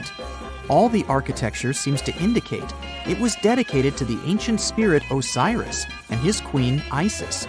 Throughout her reign, Cleopatra did try to associate herself with Isis, so it may be no surprise she chose this location as her final resting place. Scientists have yet to pinpoint Cleopatra's tomb, but research continues with the help of modern technology. To study this location better, archaeologists have even used a special device called ground-penetrating radar. This tool allows us to analyze what lies beneath the ground without being intrusive. Since this tunnel is so old, research needs to be done very delicately. Seeing pictures of what's underground before you start digging is incredibly useful and has been done here since 2011. Finally discovering Cleopatra's tomb may help us piece together her story, especially what might have happened during the last portion of her life, which is still surrounded by mystery. We still don't know the exact cause of her passing. Some believe she may have let herself be bitten by a poisonous Egyptian cobra. Others have suggested that she was well accustomed to toxic substances, even hiding some in her hairbrush in case she ever needed it. But that's not to say she chose to use it on herself. We do have a lot of other interesting information on Cleopatra that's equally as impressive, like the fact that she had a stylist. Most of the images you've seen depicting this famous queen show her wearing black eyeliner. This look was put together by Airas, a woman known to have been her personal beautician. She traced the long line from her eyes to her temples, a makeup technique still used today to enhance the eyes. Iras was an important figure throughout Cleopatra's life, known also as her confidant and close friend. There are even theories that suggest Iras was there by her side when she passed away. Despite her well-thought-out looks, Cleopatra wasn't as pretty as she's described. Or at least, that's what recent research has pointed out. Sure, if we look at movies and modern imagery, she's depicted as this incredibly beautiful woman with symmetrical and delicate features. However, if we look at coins showcasing her image from back in the day, her looks are rather average. Her image on the coins might have been adjusted, too, to make the queen look stronger in the eyes of her people. So there is no trusted source available to confirm her image, but her description in most pieces of ancient literature speaks of her other qualities, like her voice and personality, not of her beauty. Cleopatra might have been the most famous Egyptian queen to this day, but she wasn't the first choice. She did have an older sister, Berenice, that was initially supposed to take the throne. Berenice passed away before she could do that, so Cleopatra took on the role and began investing in her education. She traveled throughout the country quite frequently, so she could become accustomed to her people and their needs. She was only 18 when the responsibilities were passed down to her, and immediately gained popularity because of her intelligence and education. Her taste in literature was quite good too. She was known to be a fan of Homer, the famed Greek philosopher and poet. Cleopatra loved to write as much as she loved to read. There are even claims that she wrote a book on medicine and cosmetics, but we have no evidence to this day that such work ever existed. Part of being a great leader back then meant you had to speak multiple languages. Cleopatra clearly understood that, and that's why she's rumored to have known many languages to varying degrees. Some archaeologists suggested she spoke Greek, Egyptian, and Ethiopian, as well as many Arabic dialects. She might have even spoken Latin, but there's little evidence to support this claim. She might not have had angelic looks, but Cleopatra was really careful with the way she looked, even with her diet. She was known to have enjoyed simple meals, including a variety of fish. Since she lived close to the Mediterranean Sea, it's really no surprise. As a treat, she liked to eat stuffed pigeons, which she also served to her guests. Other dishes on the menu included vegetables and fava bean soup. Fruits and nuts weren't missing from her diet either, and she was also a big fan of honey. Recently, a team of experts has even tried to recreate her famous perfume. Think of it like the ancient equivalent of Chanel No. 5. Cleopatra was known to be a fan of luxurious scents, which she believed could even influence how people treated her when they met. The basis of this scent is myrrh, a resin gathered from a local tree. Other ingredients added to the mixture were also found back in the day, like cardamom, olive oil, and cinnamon. The results may not be quite as delicate as the perfumes we know and use today. Its consistency was way thicker, and the scent lasted way longer. When she was at the height of her power, Cleopatra might have been the richest person in the world. Back in the day, she ruled over a territory that stretched across the Mediterranean, from modern-day Libya in the west through Egypt to Syria in the east. This is the largest territory ever ruled over by a woman. In today's currency, her worth might have been somewhere around $95 billion. The calendars we use today may have been introduced by Cleopatra herself. She presented the idea of leap years and leap days to Caesar, the Roman emperor she was known to have been close with. Taking her advice, Caesar made these adjustments part of the official Roman calendar.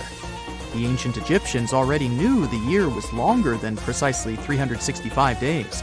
They discovered this by studying the brightest star in the sky, called Sirius, and concluded that a year is actually 365 1/4 days long.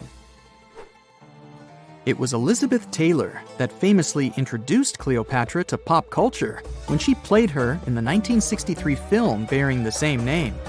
Up until that point, it was the most expensive film ever made. It was originally supposed to cost somewhere around $2 million, but ended up costing a mind-boggling $44 million. That's mostly because of script and production issues. To make this iconic movie, producers created 79 sets from scratch, as well as over 26,000 costumes for the cast. Elizabeth Taylor's Cleopatra costumes alone cost somewhere around $200,000. Thankfully for the producers, the movie made headlines and was well received by critics, making it a box office success. A lot of people associate Cleopatra with another famous Egyptian ruler, King Tutankhamun, nicknamed King Tut. Surprisingly, apart from both of them being Egyptian pharaohs, they have nothing else in common. For starters, King Tut lived around 1,300 years before Cleopatra did, and there is also no connection regarding their ancestry. Cleopatra had Macedonian Greek roots, while King Tut was a native Egyptian.